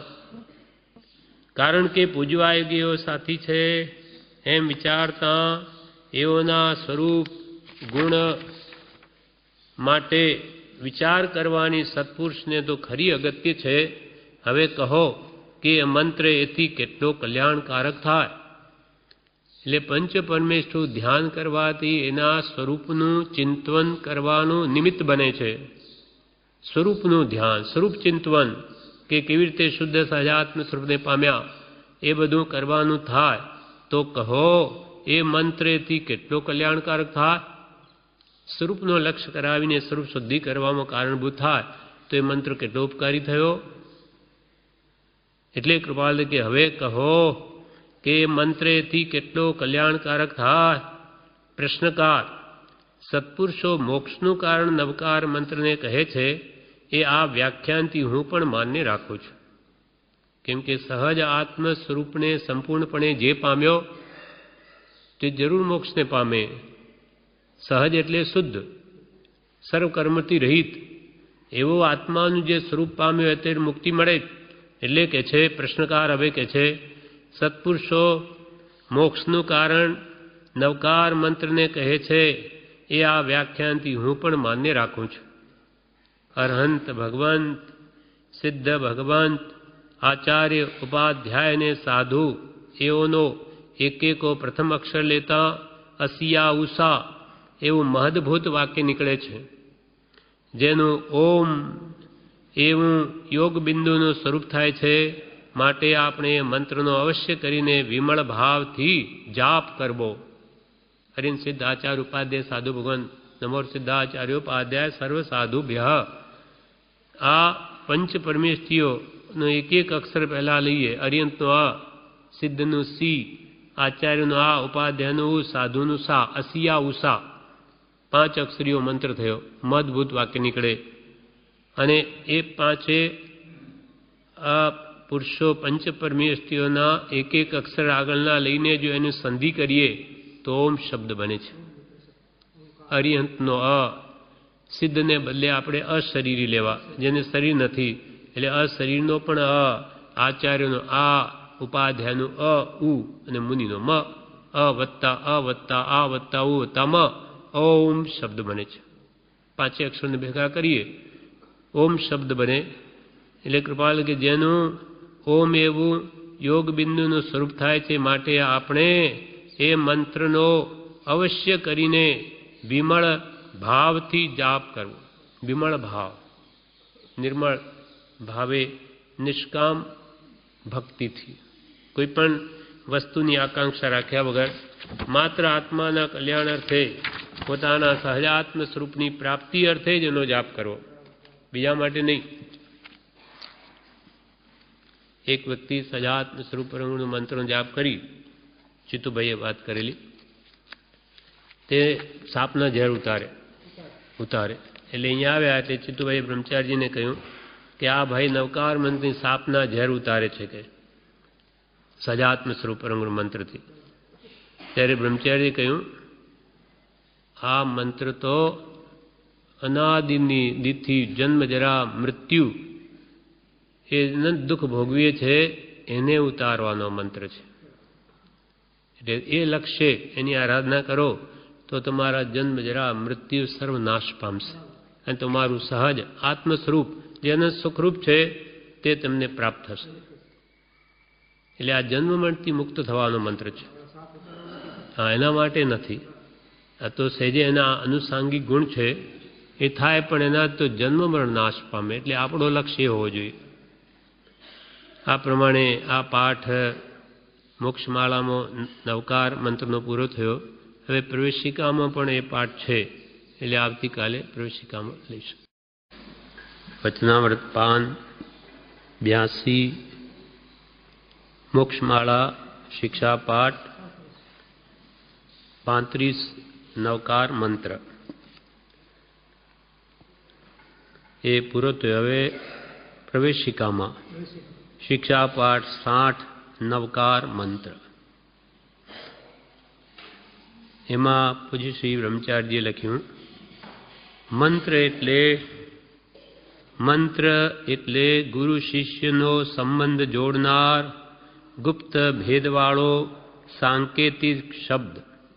મંત્ર એટલે શું? તો કે શ્રી ગુરુ શિષ્યની યોગ્યતા જોઈ અને તેને ગુરુગમ આપે, ભેદ રહસ્ય બતાવે. યોગ્યતા હોય તો જ ગુરુ આપે. એટલે યોગ્યતા શિષ્યની થઈ ગુરુને શિષ્યનો સંબંધ જોડનાર જે ગુપ્ત ભેદનો સાંકેતિક શબ્દ, તેનું નામ છે મંત્ર. મંત્ર એટલે ગુરુ શિષ્યનો સંબંધ જોડનાર ગુપ્ત ભેદવાળો સાંકેતિક શબ્દ. નવકાર મંત્ર એટલે 5 પરમ પદમાં સ્થિત આત્માઓને નમસ્કાર જણાવનાર મંત્ર. 5 પરમ પદ, પરમ એટલે ઉત્કૃષ્ટ પદવીઓ જે આ જગતમાં છે તે શ્રી અરિહંત સિદ્ધ આચાર્ય ઉપાધ્યાયને સાધુ ભગવાન છે. બધા જ સહજ સ્વરૂપને પામેલા પુરુષો છે. એટલે એથી વિશેષ મહાન જગતમાં કોઈ નથી. જ્ઞાનીથી કોઈ મોટું જગત નથી. જ્યાં આત્મજ્ઞાન છે ત્યાં સર્વ સવળું છે, બધું જ સવળું. એની બધી જ ક્રિયા સમ્યક અને મિથ્યા દ્રષ્ટિની બધી જ ક્રિયા બંધવાળી. આપણે ધર્મ કર્મ કરીએ, ધર્મ આરાધીએ, તેમાં પણ આપણને તો શુભ બંધ જ છે. પણ શુદ્ધના લક્ષ્ય હોય તો એ ઉપયોગી છે. પણ અજ્ઞાનીની સર્વ ક્રિયા બંધનું કારણ, જ્યારે અજ્ઞાની સર્વ ક્રિયા એટલે શુભ કે અશુભ બધી જ ક્રિયા બંધ કરાવનાર અને જ્ઞાનીની બધી જ ક્રિયા બંધથી છોડાવનાર છે. આવા પંચ પરમેષ્ઠી પુરુષો છે એટલે એ મહાપુરુષોને નમસ્કાર કરવાનો મંત્ર એટલે નવકાર મંત્ર એટલે 5 પરમ પદમાં સ્થિત આત્માઓને નમસ્કાર જણાવનાર મંત્ર. નમો અરિહંતાણમ એટલે અરિહંતોને નમસ્કાર, અરિહંત ભગવંતને મારા નમસ્કાર. નમો સિદ્ધાણમ સિદ્ધોને નમસ્કાર, સિદ્ધ ભગવંતને મારા નમસ્કાર. નમો આર્યાણમ એટલે આચાર્ય ભગવતને મારા નમસ્કાર. નમો અધ્યાયણ ઉપાધ્યાય ભગવંતને મારા નમસ્કાર. નમો લોય સવસાવણમ એટલે લોકમાં રહેલા સર્વ સાધુ ભગવંતોને મારા નમસ્કાર. બધા આત્મજ્ઞાની પુરુષો જે છે તે બધાને મારા નમસ્કાર. લોય એ શબ્દ અંતવાચક છે એટલે બધાને લાગુ પડે, માટે લોકમાં રહેલા બધા અરિયંત, બધા સિદ્ધ, બધા આચાર્ય, બધા ઉપાધ્યાય, બધા સાધુ ભગવંતને મારા નમસ્કાર છે. એસો પંચ નમુકારો સવ પાવ પણાસણો મંગલાણંચ સબ્બેસિમ પડમ હવૈ મંગલમ. આ 5 પદને નમસ્કાર તે સર્વ પાપનો નાશ કરનાર છે. મહાપુરુષોના નામની સ્મૃતિ પણ પાપોનો નાશ કરી દે. શ્રદ્ધા સહિત હોવું જોઈએ. મહાપુરુષો પ્રત્યે અત્યંત આદર ભાવ હોય તો કર્મ નાશ પામે. એટલે અંતરમાં એ પુરુષોની મહાનતા પ્રત્યે ઘણો જ ઊંચો ભાવ હોવો જોઈએ કે પુરુષો તો અચિંત્ય છે, અચિંતવી પણ નહીં શકાય એવું જેનું મહાત્મ્ય છે. એવો અદ્ભુત ભક્તિભાવ એ પુરુષો પ્રત્યે આપણને હૃદયમાં હોવો જોઈએ, તો જ કર્મ નિર્જરે. એસો પંચ નમુકારો સર્વ પાવપણાસણો. આ 5 પદને નમસ્કાર તે સર્વ પાપનો નાશ કરનાર છે. મંગલાણંચ સબ્બેસિમ પડમ હવૈ મંગલમ. મંગલાણંચ સબ્બેસિમ સર્વ મંગલોમાં, માંગલિક કલ્યાણકર વસ્તુઓમાં આ પ્રથમ માંગલિક છે, આત્માનું કલ્યાણ કરનાર છે. સર્વ મંગલોમાં તે પ્રથમ મંગલ છે. મંગલાંચ સબ્બેસિમ બધામાં પડમમ એટલે પ્રાથમિક, હવાઈ મંગલમ માંગલિક છે. આમ નમસ્કાર મંત્રનું આ શ્લોકમાં સ્તવન કર્યું. એટલે પહેલાં તો પંચ પરમેષ્ઠી પૂજવાય પુરુષોનું નામ લીધા અને પાછળના જે 4 પદ છે, 4 લીટીઓ, તે એ પંચ પરમેષ્ઠીનું મહાત્મ્ય બતાવે છે કે એમનું તમે સ્મરણ કરશો તો તમારા બધા પાપો નાશ પામશે. અને કેમ કે એ બધા જગતમાં માંગલી ઘણા પણ આ તો સૌથી મંગલ કરનાર તો આ પંચ પરમેષ્ઠી પુરુષો જ છે, જે આપણને મોક્ષ માર્ગ બતાવી અને અનંત ઉપકાર કરે છે. કોઈ બતાવે જ નહીં માર્ગ તો આપણે કેવી રીતે મુક્તિને પામીએ? માટે આ મહાપુરુષોના આપણા ઉપર અનંત ઉપકાર છે કે જેને આપને સર્વ દુઃખથી મુક્ત થવાનો ઉપાય બતાવ્યો. જન્મજરા મરણથી કેમ છૂટવું અને શાશ્વત સુખ શાંતિને કેમ પામવી એનું આપણને માર્ગદર્શન આપ્યું. માટે એના જેવા મહાન પુરુષો જગતમાં બીજા કોઈ નથી. ગમે તેવા બીજા આવિષ્કાર કરે એ મહાન નહીં, આત્મશુદ્ધિ કરી એ જ મહાન.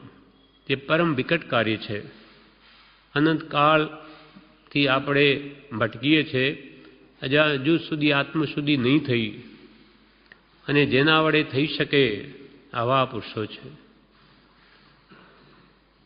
એટલે એ પ્રભુ આપણે બોલીએ છીએ અચિંત્ય તુજ મહાત્મ્યનો. અચિંત્ય તુજ મહાત્મ્યનો નથી પ્રફુલ્લિત ભાવ, અંશ ન એકે સ્નેહનો ન મળે પરમ પ્રભાવ. એ ભગવંત આપનું તો અચિંત્ય, હું ચિંતવી નહીં શકું. હું કલ્પનામાં પણ એ મહાપુરુષોનું જે અનંત મહાત્મ્ય છે કલ્પના પણ નહીં કરી શકીએ. શ્રી ગુરુનું કે શ્રી તીર્થંકરોનું જે અદ્ભુત મહાત્મ્ય છે એ આપણી કલ્પનાથી બહાર છે. એ પુરુષો જે અનંત આત્મસુખ અનુભવે એનો આપણને અનુભવ જ નથી, માટે એમનું મહાત્મ્ય આપણને ક્યાંથી લાગે? એટલે અચિંત્ય તુજ મહાત્મ્યનો નથી પ્રફુલ્લિત ભાવ. પ્રફુલ્લિત ભાવ ક્યાંથી આવે? કેમ કે આપનું અચિંત્ય મહાત્મ્ય મને હજુ સુધી લાગ્યું જ નથી, ભાસ્યું જ નહીં, તો મને ક્યાંથી પ્રફુલ્લિતા આવે? અને જ્યાં સુધી પ્રફુલ્લિતા ના આવે અંતરમાં, ત્યાં સુધી અંશ પણ નથી પ્રફુલ્લિત ભાવ. અંશ ન એકે સ્નેહનો, સ્નેહનો એક પણ અંશ આપણા અંદર પ્રગટ્યો નથી. કેમ કે ખરો અંતરનો ઉમળકો જ આવ્યો નથી. ન મળે પરમ પ્રભાવ. તો એમનો જે પરમ પ્રભાવ છે એ આપણને ક્યાંથી જાણવા મળે? એમ એસો પંચ નમકારો સબ પાવ પણાસનો મંગલાણંચ સવ્વેસીમ પડમ વૈ મંગલમ. બડી બૃહદ દ્રવ્ય સંગ્રહ નામનો ગ્રંથ છે.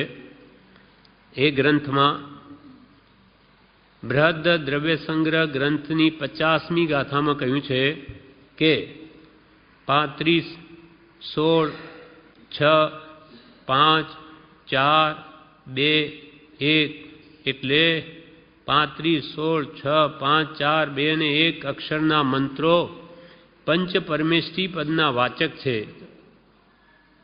તે તથા અન્ય કોઈ મંત્ર ગુરુના ઉપદેશથી ગ્રહણ કરી તેનું ધ્યાન કર્તવ્ય છે. એક નવકાર મંત્ર અનાદિ સિદ્ધ છે, કેમ કે પંચ પરમેષ્ઠીઓ અનાદિ સિદ્ધ છે અને એના જપનારા પણ અનાદિ સિદ્ધ છે. પણ એ સિવાય પણ બૃહદ દ્રવ્ય સંગ્રહની 50મી ગાથામાં કહ્યું કે આવા 35 અક્ષરના, 16 અક્ષરના, 6 અક્ષરના, 5 અક્ષરના, 4 અક્ષરના, 2 અક્ષરના અને 1 અક્ષરના એવા પણ મંત્રો છે જે પંચ પરમેષ્ઠી પદના જ વાચક છે. જેમ કે સહજાત્મ સ્વરૂપ પરમ ગુરુ એ પણ પંચ પરમેષ્ઠી પદનું જ વાચક છે. એનું જ આપણને રહસ્ય બતાવે છે કે ભાઈ એ બધા સહજ આત્મ સ્વરૂપને પામેલા પુરુષો છે. આ પંચ પરમેષ્ઠીઓ એ કયા કયા મંત્રો છે તે કહે છે. નવકાર મંત્ર 35 અક્ષરનો છે પંચ પરમેષ્ઠી સુધી. એસો પંચ નમુકારો. આખા નવકાર મંત્રના તો 68 અક્ષર થાય, પણ આ પંચ નમો લોએ સવસાહુણમ ત્યાં સુધી 35 અક્ષર થાય. એટલે નવકાર મંત્રનો 35 અક્ષરનો છે. પછી અરિહંત સિદ્ધ આચાર્ય ઉપાધ્યાય સાધુ એ 16 અક્ષર થયા. પછી અરિહંત સિદ્ધ બેજ તે 6 અક્ષરનો મંત્ર. અરિહંત સિદ્ધ આચાર્ય ઉપાધ્યાય સાધુ એ પાંચે પરમેષ્ઠીના પ્રથમ અક્ષર અસિયા ઉષા. અરિહંતનો અ, સિદ્ધનું સી, આચાર્યનું આ, ઉપાધ્યાયનું ઉ, સાધુનું સા. એ 5 અક્ષરીયો મંત્ર અસિયા ઉષા પંચ પરમેષ્ઠી આવી ગયા સંક્ષેપમાં. પછી અરિહંત ખાલી 4 અક્ષરનો મંત્ર, અને સિદ્ધ એ 2 અક્ષરનો મંત્ર, અને ઓમ તે 1 અક્ષરનો મંત્ર છે. એ કેવી રીતે બન્યો? તો કે અરિહંતનો અશરીરી સિદ્ધ ભગવાન એનો પણ અ, આચાર્યનો આ, ઉપાધ્યાયનો ઉ, મુનિનો મ. એમ પહેલા અક્ષરોની એકત્ર સંધિ કરવાથી અ વત્તા આ વત્તા ઉ વત્તા મ ઓમ એવો 1 અક્ષરીયો મંત્ર બને છે. બધા જ લગભગ આસ્તિક ધર્મો આ 1 અક્ષરીયા મંત્ર ઓમને માને છે. જૈન કે છે કે એમાં પંચ પરમેષ્ઠી સમાઈ ગયા. બધું પોતપોતાની માન્યતા પ્રમાણે એમાં માને, પણ આ 1 અક્ષરીયો મંત્ર છે. ભોયરામાં પરમ કૃપાળદેવના મૂર્તિની જમણી બાજુ ઓમકાર પંચ પરમેષ્ઠીનું સ્વરૂપ છે. 1 અક્ષરમાં પ્રણવ મંત્ર તેની સ્થાપના કરેલી છે. અને ડાબી બાજુ પરમ કૃપાળદેવના પગલાં છે. હવે અહીંયા આગળ કહે છે, જેમ કે આ મંત્રો છે તેવી રીતે ગુરુ આજ્ઞાથી કોઈ પણ મંત્ર હોય તો એ મોક્ષનું જ કારણ થાય. પણ ગુરુ જ્ઞાની હોવા જોઈએ. અજ્ઞાની નો કહેલો મંત્ર એ સતને પ્રગટ ન કરે. એટલે આગળ એ વાત કરે છે, ગુરુની આજ્ઞાથી ગમે તે મંત્રનું આરાધન મોક્ષનું કારણ થાય છે. ગમે તે મંત્ર, જેમ કે ચિલાતી પુત્રને શ્રી ગુરુએ કેવો મંત્ર આપ્યો? ઉપશમ વિવેક સંવાર. આ મંત્ર આપ્યો. ચિલાતી પુત્ર ચોરની ટોળીમાં ભળેલો, શેઠને ઘરે ચોરી કરવા ગયો. શેઠની પુત્રી એ આ ચિલાતી પુત્રની પૂર્વભાવની સ્ત્રી હતી. એટલે એના પ્રત્યે એને રાગ બહુ. એટલે ચોરોની ટોળી બધાને કહ્યું કે આપણે ત્યાં ધાડ પાડીએ તો એ બધું ધન તમારું, પણ એ શેઠની પુત્રી તે મારી. એટલે પૂર્વભાવના સંસ્કાર એ કેવા નડે છે. એટલે મહાપુરુષો કે કોઈને પ્રત્યે રાગ પણ ન કરો અને દ્વેષ પણ ન કરો. દ્વેષ પણ બહોબહ મૂજવે, રાગ પણ મૂજવે. એટલે એને ત્યાંથી ચોરી કરીને શેઠની પુત્રીને લઈને ચાલવા માંડ્યો.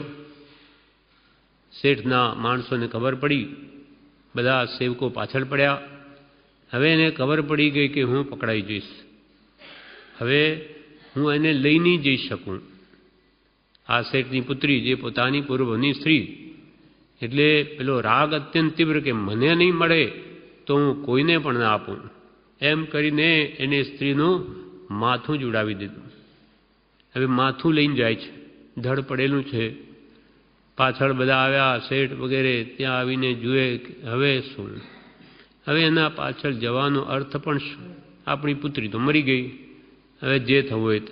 પણ પેલાને ભય છે કે પાછળ આવે છે, હજુ મને પકડી લેશે, શું કરશે? મારી નાખશે. એટલે આગળ જતા એક મહાત્મા ધ્યાનમાં ઊભા છે. એક હાથમાં તો માથું, અને એ મહાત્માને એમ કે મહાત્મા મુંડા મોક્ષ આપ, નહીં તો આ એક તો માથું લાવ્યો છું હાથમાં, અને બીજું તારું પણ ઉડાવી દઈશ, મોક્ષ આપ. ગુરુ જ્ઞાની હતા. વિચાર થયો કે આ કોઈ ઉત્તમ જીવ છે, સંસ્કારી છે, એવું એને જ્ઞાનમાં ભાસ્યું.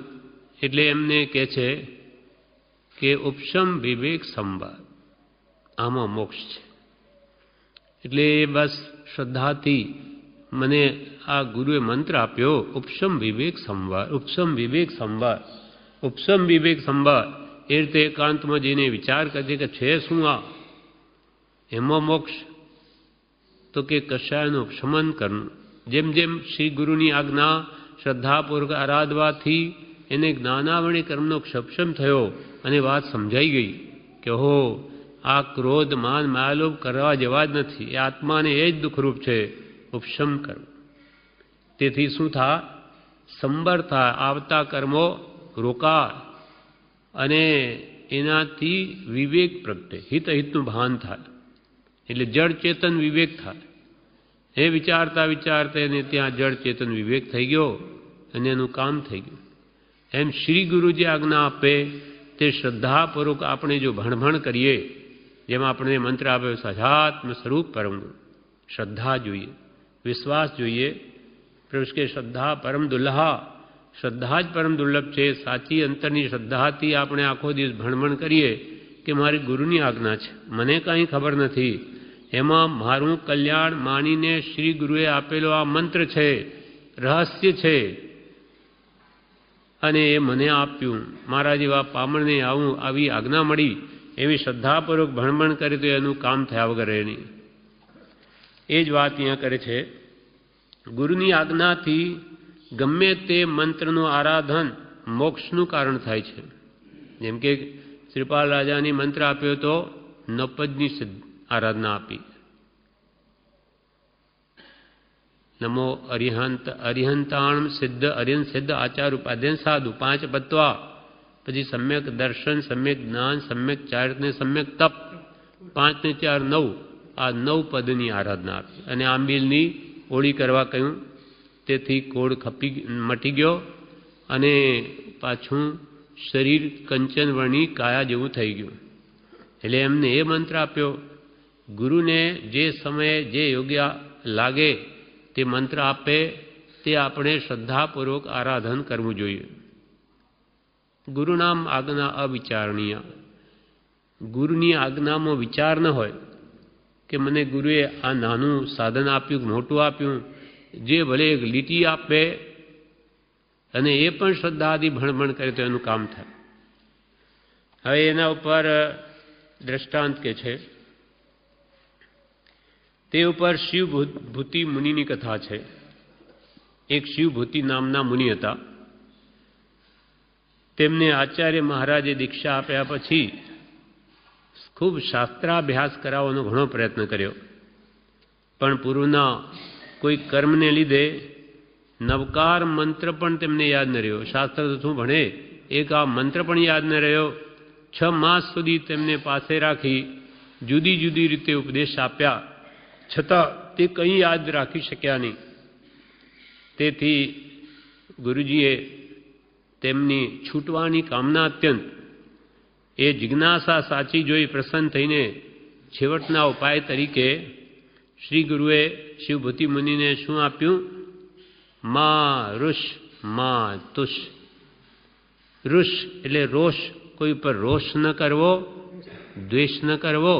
મા તુષ એટલે કોઈ ઉપર તુષ્ટાય માન પણ ન થવું, રાગ પણ ન કરવો. ગમે એટલી પોતાની ભક્તિ કરે, પોતા પ્રત્યે પ્રેમ બતાવે તો પણ એના પ્રત્યે કે રાગ ન કરવો.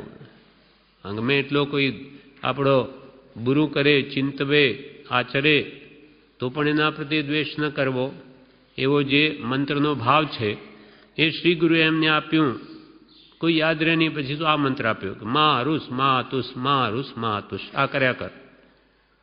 એટલા અક્ષર મંત્ર તરીકે આપી એકલા વિહાર કરવાની આજ્ઞા કરી. રાત દિવસે તો તે મંત્રનું સ્મરણ કર્યા જ કરે. જેમ કે પ્રભુશ્રીને મંત્ર આપ્યો સજાત્મ સ્વરૂપ પરમ ગુરુ, એ રાત દિવસ રટે.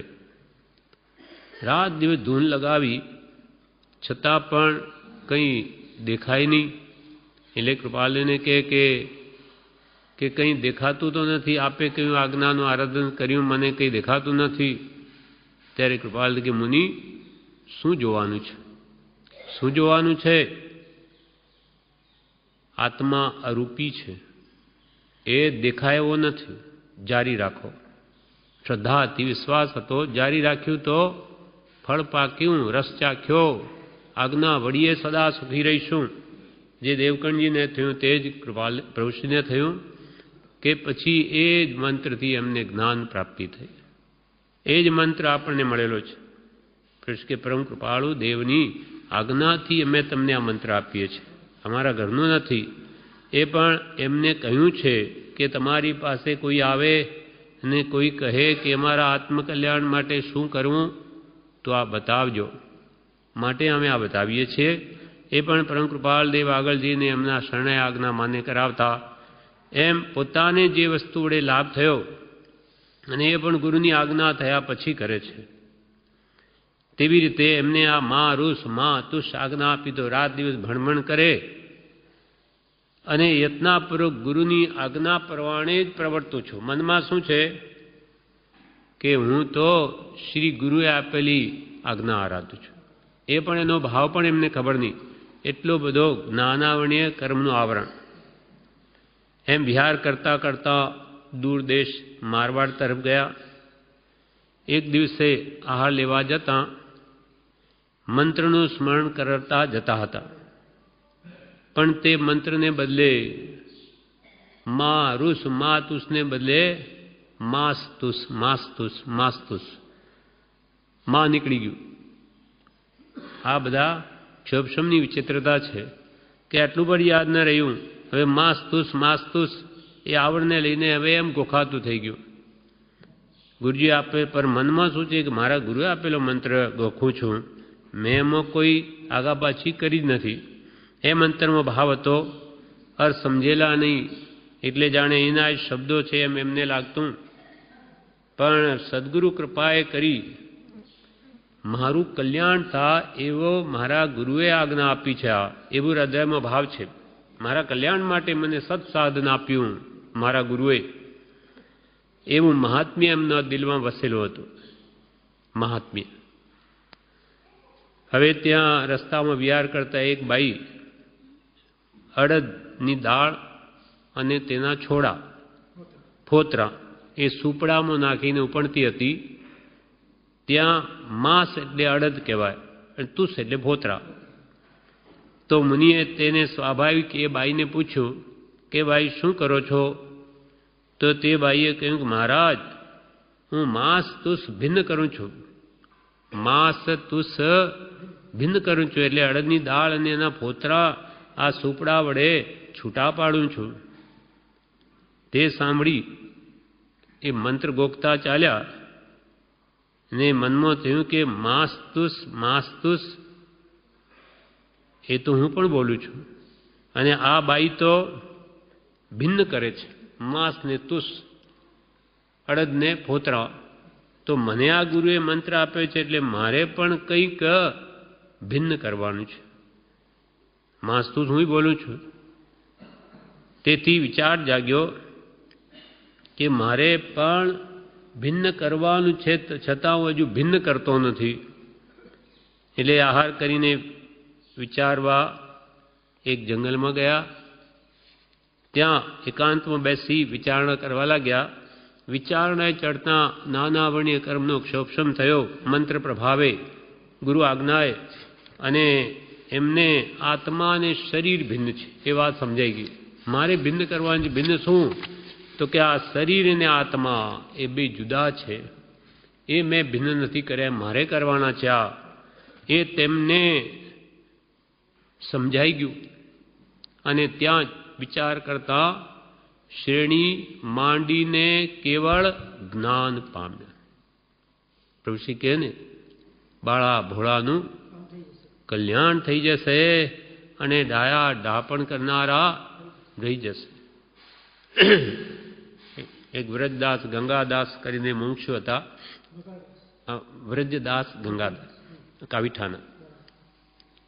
કૃપાલદેવ જ્યારે અગા સ્ટેશનથી જ ગાડીમાં જતા હતા, મૂકવા આવેલા બધા કાવીઠાથી, ત્યારે એ ગલગલા થઈને સ્ટેશન ઉપર કૃપાલદેવને એમ કહે કે પ્રભુ, મને તો કંઈ આવડતું નથી, એટલે કે મને કંઈ આ શાસ્ત્ર કંઈ સમજાતા નથી, મને શું કંઈ જ આવડતું નથી. પ્રભુ, મારું શું થશે?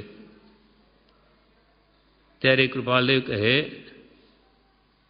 અમારા પર શ્રદ્ધા રાખજો અને આ મંત્ર છે તેનું શ્રદ્ધાથી રટન કરજો, તો આવતા ભવે તમને જ્ઞાન થશે અને ત્રીજે ભવે તમારો મોક્ષ થઈ જશે. શ્રદ્ધા રાખીને રટજો. શ્રદ્ધા હોય તો જ રટા એમ કહ્યું. એવી રીતે આપણને એ જ મંત્ર મળ્યો છે. એ શ્રદ્ધા રાખીને એને જો ભણભણ કરીએ તો ક્ષોભક્ષમ વાનનું જ કલ્યાણ થાય. ભલે ને બોલતા ના આવડે, સમજે પણ નહીં, પણ શ્રદ્ધા દ્રઢ હોય તો એનું કામ થઈ જાય છે. અહીંયા તો પકડ જોઈએ. કે પકડી લીધું તેનું કામ થઈ ગયું. બોલતા આવડે તેનું થાય એવું નથી. શ્રદ્ધા જોઈએ. ઘણો ઉડતો ક્ષોભક્ષમી હોય અને મનમાં અનેક પ્રકારની શંકાઓ ઉઠતી હોય, શંકાઓમાં ગળકા ખાતો હોય કે આટલા બધા જીવો આટલી એક બટાકાની કણીમાં કેમ હોઈ શકે, અથવા અહીંયા ઢાંસીને જીવો ભરેલા કેમ હોય, આ દિવાલની આર પાર કેમ જાય, એવી અનેક શંકાઓમાં ગળકા ખાતો હોય તેનું કામ ન થાય. અને ભગવાને કહ્યું તે સત્ય એમ કરીને જે લઈ મંડે એનું કામ થઈ જાય. એટલે આવા ભોળા જેને કંઈક ક્ષોભક્ષમ ચડે જ નહીં, એને માસ્તુસ કરતાં પણ કેવળ જ્ઞાન ઉપજો. એમ ઘણા જીવોને આત્મજ્ઞાનનો ઉપદેશ દઈ તે કેવડી બની. ઘણા જીવોને આત્મજ્ઞાનનો ઉપદેશ દઈને પોતે પણ મોક્ષે પધાર્યા. એટલે ઘણા જીવોને મોક્ષ માર્ગ બતાવી, માર્ગે ચઢાવી અને પછી આ શિવભૂતિ મુનિ મોક્ષે પધાર્યા. જેને માં રૂસ માં તુસ પણ બોલતા એ પણ યાદ નથી રહેતું, છતાં એવું કામ થઈ ગયું.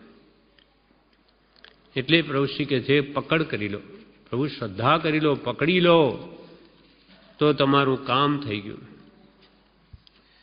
આ વિશે પત્ર સુદામા મંત્ર વિશે બ્રહ્મચારીજીએ પણ આ વાત આ શિવભૂત મુનિની આ પ્રજ્ઞાઓના મંત્રના પાઠમાં વણી છે. એમાં કહે છે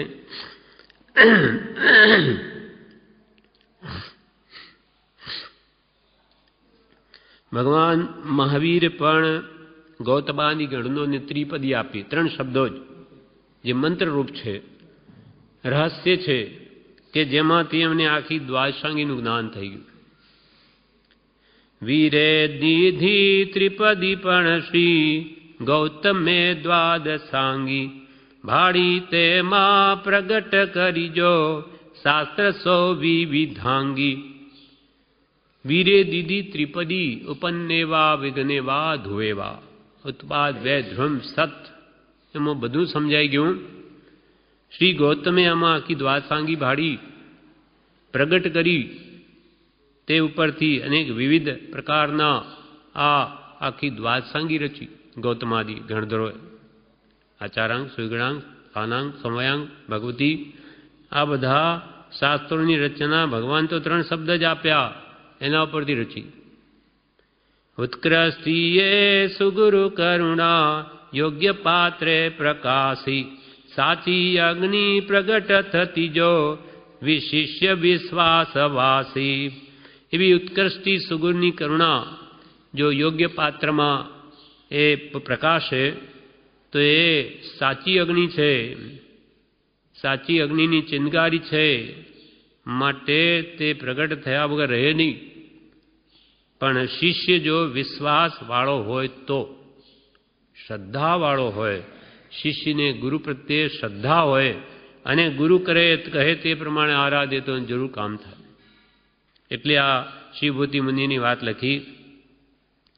બુદ્ધિ બુદ્ધિ શિવભૂતિ તણી ના શીખ્યા કોઈ શાસ્ત્ર થાક્યા જ્ઞાની શીખવી શીખવી બોલ દે મંત્ર માત્ર ટૂંકો દીધો સરળ ગણી મારું સમાતું સતેને. ટૂંકો ગણીને આ મંત્ર આપ્યો. ટૂંકો દીધો સરળ ગણી મારું સમાતું સતેને શ્રદ્ધાધારી ભણ ભણ કરે બોલે એ રાત દીને. એ મંત્રને શ્રદ્ધાધારીને મારા ગુરુની આજ્ઞા આરાધું છું. ગુરુનામ આજ્ઞા અવિચારણ્યા તેમ આણાય ધમ્મો આણાય તપો. આજ્ઞાનું આરાધન એ ધર્મ છે, આજ્ઞાનું આરાધન એ તપ છે. આઘા પાછી વચન ફરતા માસ તું સે રટાતું જાણે પોતે વચન ગુરુનું ગોખવાનું ચલાવું. આગા પાછી થઈ ગયા, મારું માસ્તું થઈ ગયું, છતાં હું તો મારા ગુરુને જે આજ્ઞા આરાધું છું. જાણે પોતે વચન ગુરુનો ગોખવાનું ચલાવું. કોઈ બાઈ અડદ ઉપણે જોઈ પૂછે કરો શું બોલી બાઈ સરળ ગુણથી માસતું સે મથું છું. હું માસતું જ ભિન્ન કરું છું. સારા ભાગ્યે સ્મરણ સરખું સુણી જાગ્યા મુનિ તે મારે માટે વચન ગુરુનું એ જ અર્થે ઘટે છે. સારા ભાગ્યે આ બાઈનું વચન સાંભળીને મુનિ પણ જાગ્રત થયા. મારા માટે પણ આ વચન કંઈક જુદું પાડવા માટે છે. જુદો પાડું ગુરુ વચનથી જીવ આ માસ જેવો, જીવા માસ જેવો અડદ જેવો આ જીવ દેહે પૂર્યો સમજણ મળી તુષ સો દેહ લેવો. સમજણ મળી ગઈ કે હો આ આત્મા છે તો અડદ જેવો છે અને આ દેહ છે તે ફોતરા જેવો છે, એની કોઈ કિંમત નથી.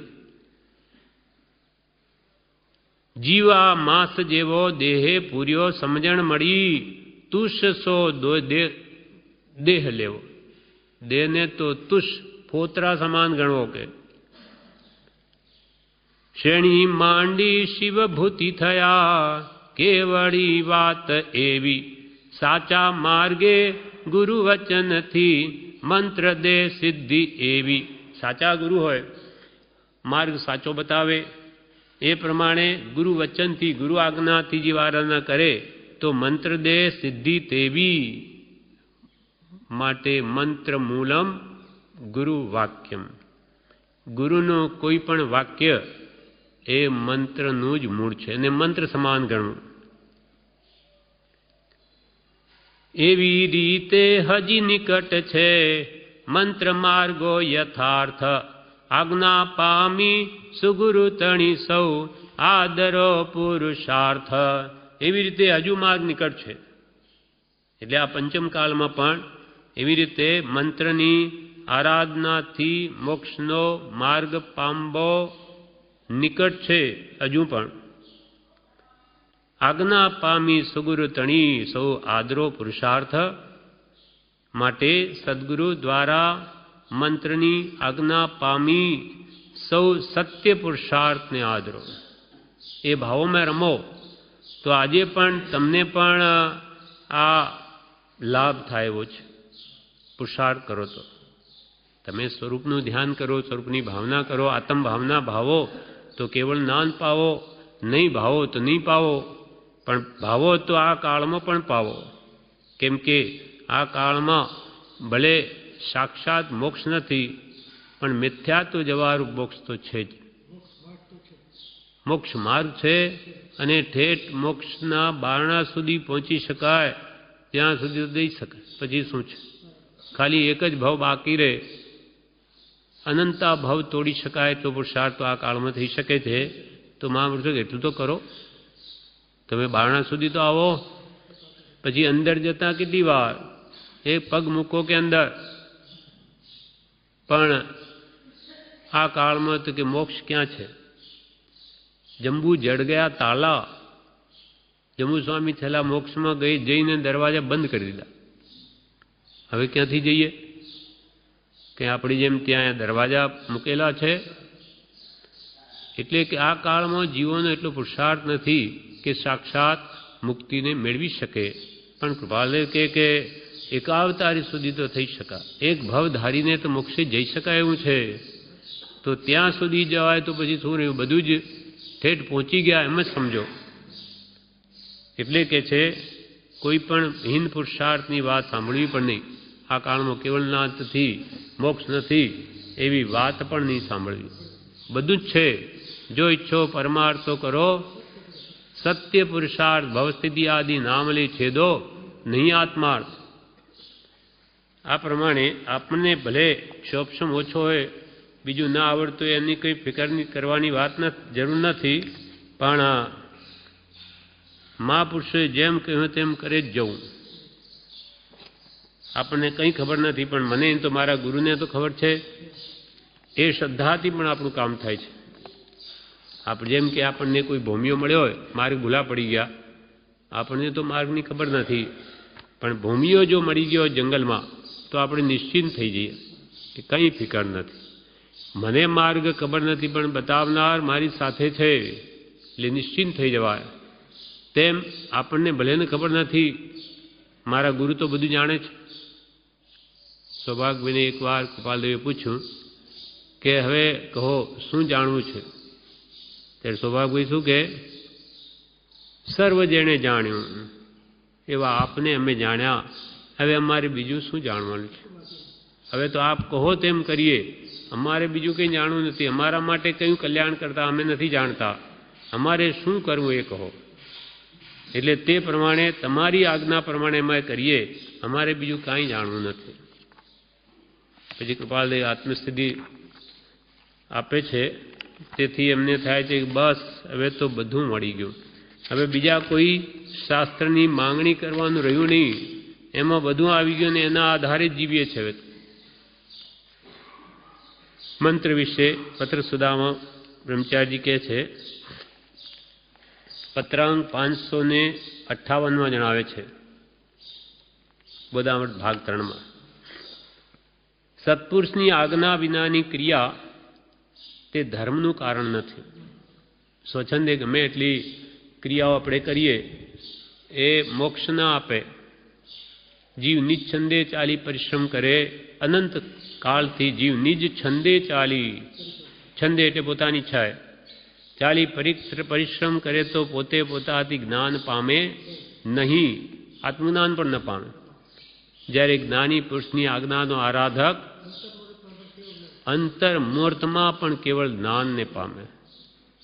આનું દ્રષ્ટાંત સુકુમાર, જેને ભગવાન નેમિનાથને પૂછે છે મારા કેટલા ભવ બાકી, તો કે 1000 ભવ બાકી. મને તો ભગવાન એક ભવ પણ ન પાળવે, એવું મને રસ્તો બતાવો. ગુરુએ આજ્ઞા કરી કે જાઓ શમશાનમાં જે ધ્યાનમાં બારો તો 48 મિનિટમાં મોક્ષ, કેવળ ના તત્ક્ષણ મુક્તિ. એમ ગુરુ આજ્ઞા એ 48 મિનિટો મળી જાય, એક અંતર મુહૂર્તમાં વધારે વધારે. અને સ્વચ્છંદે અનંત કાળ સુધી અનેક પ્રકારના જપ તપ ક્રિયા ભક્તિ સ્વાધ્યાય કરે તોય પ્રાપ્તિ ન થાય. માટે ગુરુ કહે તેમ કરવું. કેમ કે આ માર્ગના આપણે સાવ અજાણ છે, આપણને કાંઈ ખબર નથી. એટલે આ માર્ગનું સાવ અજાણ, મને કાંઈ ખબર નહીં, આપ કહો તેમ કરું તો જ કામ થાય એવું છે. સત્પુરુષની આજ્ઞા વિનાની ક્રિયા તે ધર્મનું કારણ નથી. આણાએ ધમ્મો આણાએ તવ્વો, એવો શ્રી આચારાંગમાં પાઠ છે કે જ્ઞાનીની આજ્ઞાનું આરાધન એ જ ધર્મ, અને જ્ઞાનીની આજ્ઞાનું આરાધન એ જ તપ. તો હવે ધર્મ કે સમાધિ મણની પ્રાપ્તિની જેને ભાવના છે તેણે પરમ કૃપાળુ દેવની આજ્ઞાનું આરાધન કર્તવ્ય છે. કોની આજ્ઞા આરાધવી? જ્ઞાની પુરુષની. કયા જ્ઞાની? જ્ઞાનીઓ તો અનંતા પૂર્વે થયા, પણ આપણે માટે હમણાં વિશેષ ઉપકારી પરમ કૃપાળુ દેવ છે, એમની આજ્ઞાનું આરાધન કરવું. પરમ પુરુષ શ્રીમદ રાજચંદ્ર નાનાવતાર ભગવંતે જે આજ્ઞા કરુણા નિધાન શ્રીમદ લઘુરાજ સ્વામીને જણાવેલી, તે જ આજ્ઞા તે સ્વામી શ્રીજીના જણાવવાથી, તેમના વિશ્વાસપાત્ર બ્રહ્મચારીએ જણાવવાથી તમને આ જણાવું છું. આમ કહી 20 દોહરા ક્ષમાપનાનો પાઠ યમ અનિયમ આટલું નિત્ય નિયમ રૂપે કરવા જણાવશો. અને પરમ કૃપાળુ દેવનો ચિત્રપટ તમારે ત્યાં હોય તેને નમસ્કાર કરવા જણાવી, તે મહાપુરુષને સદગુરુ ધારી તેમની આજ્ઞાએ માત્ર આત્માર્થે સર્વ સદાચાર વ્રત વગેરે કરવા કહેશો. આજ્ઞા કે બ્રહ્મચારી લખે છે કે પરમ કૃપાળુ દેવે સ્વામી શ્રીજી લઘુરાજ સ્વામીને આજ્ઞા આપેલી. આ તેમણે પછી કે એમના અંત સમયે તેમના વિશ્વાસપાત્ર બ્રહ્મચારીને જણાવી. બ્રહ્મચારીજી કહે પછી મને કહ્યું કે તમે આપજો, માટે એમ તમને કહેજો, એમને કહેજો કે આ પ્રમાણે આજ્ઞા એકબીજાથી ઉતરતી આવી છે. માટે તમે હવે 20 દુહા ક્ષમાપના પાઠ યમ નિયમ અને સાથે અભક્ષ્ય સાત વ્યસન આદિનો ત્યાગ સદાચાર રૂપે એમને કરવા કહેશો. પરમ કૃપાળુનું ચિત્રપટ આગળ. અને તેમને સદગુરુ ધારીને, આપ મારા ગુરુ છો, આજથી હું આપને સદગુરુ તરીકે ધારું છું. આપની આજ્ઞાનું આરાધન આટલા સમય સુધી હું કરીશ અથવા આજીવન કરીશ, એ પ્રમાણે એમને કહેશો. અને તેમની હાલ અત્યંત ઈચ્છા હોય તો સહજાત્મ સ્વરૂપ પરમ ગુરુ મંત્ર પણ જણાવશો.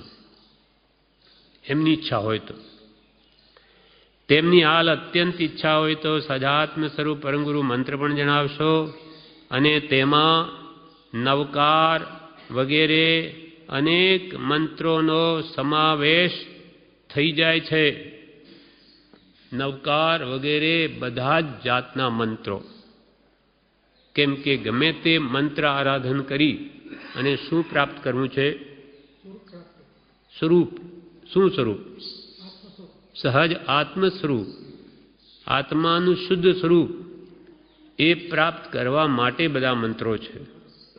એટલે બધા મંત્રો સહજાત્મ સ્વરૂપ મંત્રમાં સમાઈ ગયા.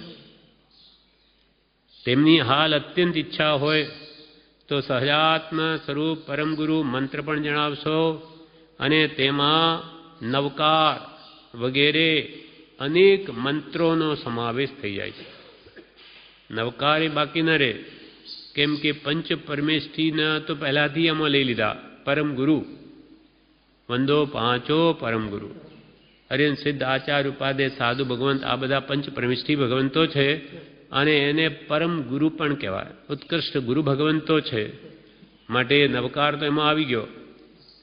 અને પાછું એ પંચ પરમેષ્ઠી ભગવાન સાને લઈને થયા એનું રહસ્ય એમાં સાથે જોડી દીધું કે સહજ આત્મ સ્વરૂપ પરમ ગુરુ. આ પંચ પરમેષ્ઠી શાના માટે પૂજ્ય?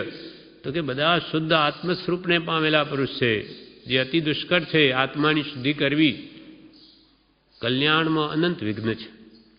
અનંતકાળથી આત્મા મુક્તિને કેમ નથી પામતો? અનંત અંતરાયો છે. કોઈ ને કોઈ રીતે આપણો આત્મા ખડી જ રહે છે. આજે પણ એવી રીતે જ ખડી રહ્યા છે. કોઈ ક્યાં, પણ કોણ જણાવે કે ભાઈ ક્યાં ભૂલ થઈ રહી છે? ઉપર જ્ઞાની નથી પ્રત્યક્ષ, પણ આ જીવને આવા અંતરાયો ઘણા છે. જીવ માની બેસે કે આપણે તો બધું બરોબર જ કરીએ, પણ એને ખ્યાલ નથી આવતો.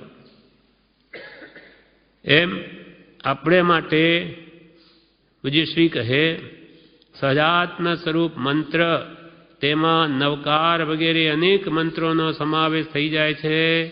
મરણ વખતે એ મંત્રમાં ચિત્ત રાખી ક્યાંય આસક્તિ નહીં રાખો. અને સદગુરુ પરમ કૃપાળુ દેવે જાણ્યો છે, અનુભવ્યો છે, તે આત્મા મને પ્રાપ્ત હો, એ જ ભાવનાથી મરણ કરનારને સમાધિ મરણ પ્રાપ્ત થાય છે. એમ શ્રી લઘુરાજ સ્વામીએ જણાવેલું તમને જણાવું છું. બ્રહ્મચારી એ પણ મારા ઘરનું નહીં, મને મારા ગુરુ લઘુરાજ સ્વામીએ જે જણાવ્યું એ જણાવું છું. એમ દરેક માથે રાખતા જ નથી. પ્રભુશ્રી કહેતો કૃપાળુ દેવે એમ કહ્યું, કૃપાળદેવ વળી કહે કે તીર્થંકરોએ એમ કહ્યું. એમ કોઈનું પોતાના ઘરનું કોઈ કહેવા માગતું નથી. એમ પણ અજ્ઞાની હોય તો પોતાનું બતાવે, એને પોતાનું મહાત્મ્ય વધારવું છે, અહીંયા તો સત બતાવવું છે. એટલે મંત્રમાં ચિત્ત રાખી મરણ સમયે ક્યાંય પણ આસક્તિ નહીં રાખો. અને સદગુરુ પરમ કૃપાળુ દેવે જેવો આત્મા જાણ્યો છે, જોયો છે, અનુભવ્યો છે, તે આત્મા મને પ્રાપ્ત હો, એ જ ભાવનાથી મરણ કરનારને સમાધિ મરણ પ્રાપ્ત થાય છે. એમ શ્રી લઘુરાજ સ્વામીએ જણાવેલું તમને જણાવું છું. એટલે અંત વખતે આપણું કાલે મૃત્યુ આવી જાય સમય, તો કે છે ક્યાં ધ્યાન રાખવું? તો કે આત્મામાં. આત્મા તો આપણે જાણ્યો નથી. જ્ઞાનીઓ તો સ્વરૂપના ધ્યાનમાં લીન થઈ જાય જગત ભૂલીને, પણ આપણે આત્મા જાણ્યો નથી તો આપણે મન ક્યાં રાખવું? તો કે જેણે આત્મા જાણ્યો છે એવા પરમ કૃપાળુ દેવમાં ચિત્ત રાખવું. કેમ કે પરમ કૃપાળુ દેવ કોણ છે? દેખાય છે તો શરીર એમનું સ્વરૂપ નથી, પણ એમાં રહેલો શુદ્ધ આત્મા, સહજ સ્વરૂપને પામેલો આત્મા, શુદ્ધ ચેતન. એટલે કૃપાળુના મૂર્તિ ઉપર શું લખેલું? શુદ્ધ ચૈતન્ય સ્વામી પરમ કૃપાળુ શ્રીમદ રાજચંદ્ર. શુદ્ધ ચૈતન્ય સ્વામી, શુદ્ધ એટલે સહજ, સહજ આત્મ સ્વરૂપના જે સ્વામી, એટલે જેણે પોતાનું સહજ આત્મ સ્વરૂપ પ્રાપ્ત કર્યું એવા પરમ કૃપાળુ દેવમાં આપણી વૃત્તિ રાખવી. મંત્ર રટા સંભળાય અને વૃત્તિ પરમ કૃપાળુ દેવના શુદ્ધ આત્મા પ્રત્યે જો રહે તો કે છે કે જગતની વિસ્મૃતિ થઈ અને સ્વરૂપમાં લીનતા થશે અને તેનું સમાધિ મરણ થઈ જશે. અને એક વારનું સમાધિ મરણ સર્વકાળના અસમાધિ મરણને ટાળે છે. જ્યાં સુધી જીવ મોક્ષને ન પામે ત્યાં સુધી જેટલા મૃત્યુ મરણ થશે તે બધા સમાધિ મરણ. કેટલો મોટો લાભ! એટલે કે છે કે આ મંદિર બાંધ્યું પણ એના ઉપર કળશને ચડાવી શોભે નહીં મંદિર, તેમાં સમાધિ મરણ એક કળશરૂપ છે. સોનાનું મંદિર બાંધ્યું હોય તેના પર રત્નનો કળશ ચઢાવે, પથ્થરના મંદિર બાંધ્યા હોય તેના પર સોનાનો કળશ ચઢાવે. તેમ આ સમાધિ મરણ છે આખી જિંદગીની આરાધનાનું ફળ છે.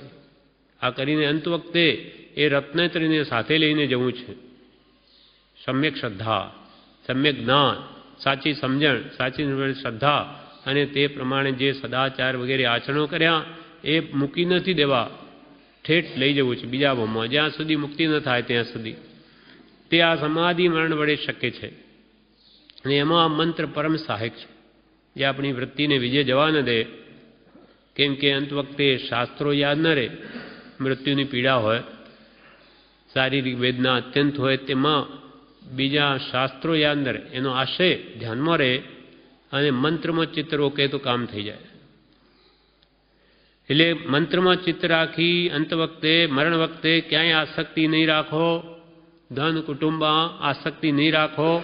મરણ વખતે પણ સદગુરુ પરમ કૃપાળુ દેવે જેવો આત્મા જાણ્યો જોયો અનુભવ્યો તે આત્મા જ મને પ્રાપ્ત થયો, એ જ મારું સ્વરૂપ છે એમ મરણ કરનારને સમાધિ મરણની પ્રાપ્તિ થાય છે એમ શ્રી રઘુરાજ સ્વામીએ જણાવેલું તમને જણાવ્યું છે.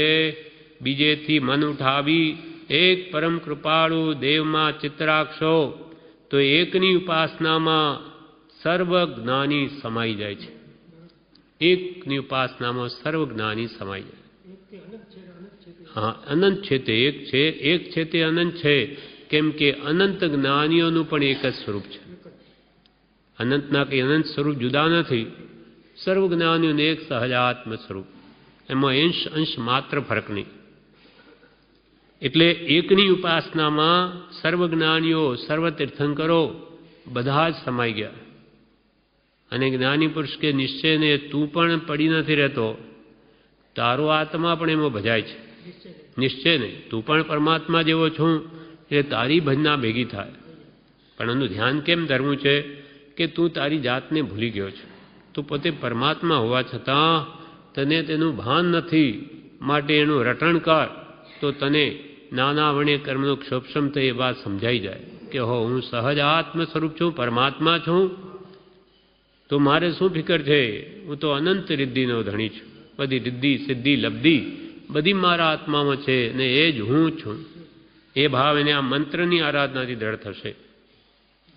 માટે બીજેથી મન ઉઠાવી એક પરમ કૃપાળુ દેવમાં ચિત્ત રાખશો તો એકની ઉપાસનામાં સર્વજ્ઞાની સમાઈ જાય છે. કોઈની વિરાધના થતી નથી. બધા જ્ઞાનીઓ કોણ છે? સહજ આત્મ સ્વરૂપ છે. ઋષભદેવ ભગવાન થયા, એમણે શું પામ્યા, શું પ્રાપ્તિ કરી? સહજ આત્મ સ્વરૂપ, શુદ્ધ આત્મ સ્વરૂપ. તેનાથી પણ પૂરે અનંત તીર્થંકરો થયા, શું પ્રાપ્તિ કરી? સહજ આત્મ સ્વરૂપ, શુદ્ધ આત્મ સ્વરૂપ. એટલે એમાં કયા જ્ઞાનીઓ બાકી રહી ગયા? શુદ્ધ આત્મ સ્વરૂપના ધ્યાનમાં.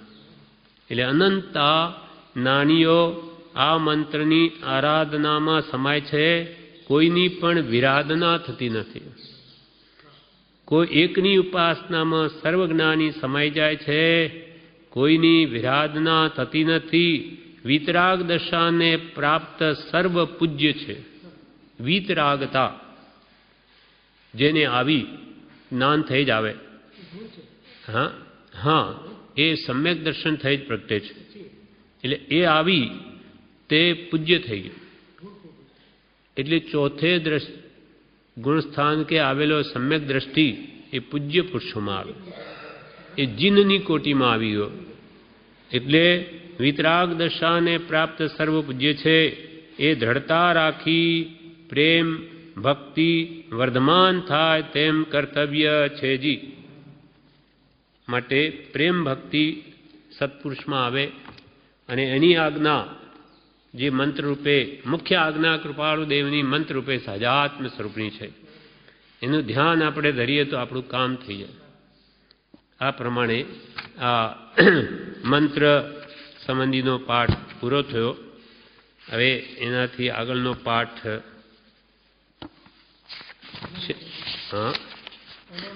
અનાનુપૂર્વી નામનો છે, જે આપણે આવતીકાલે લઈશું.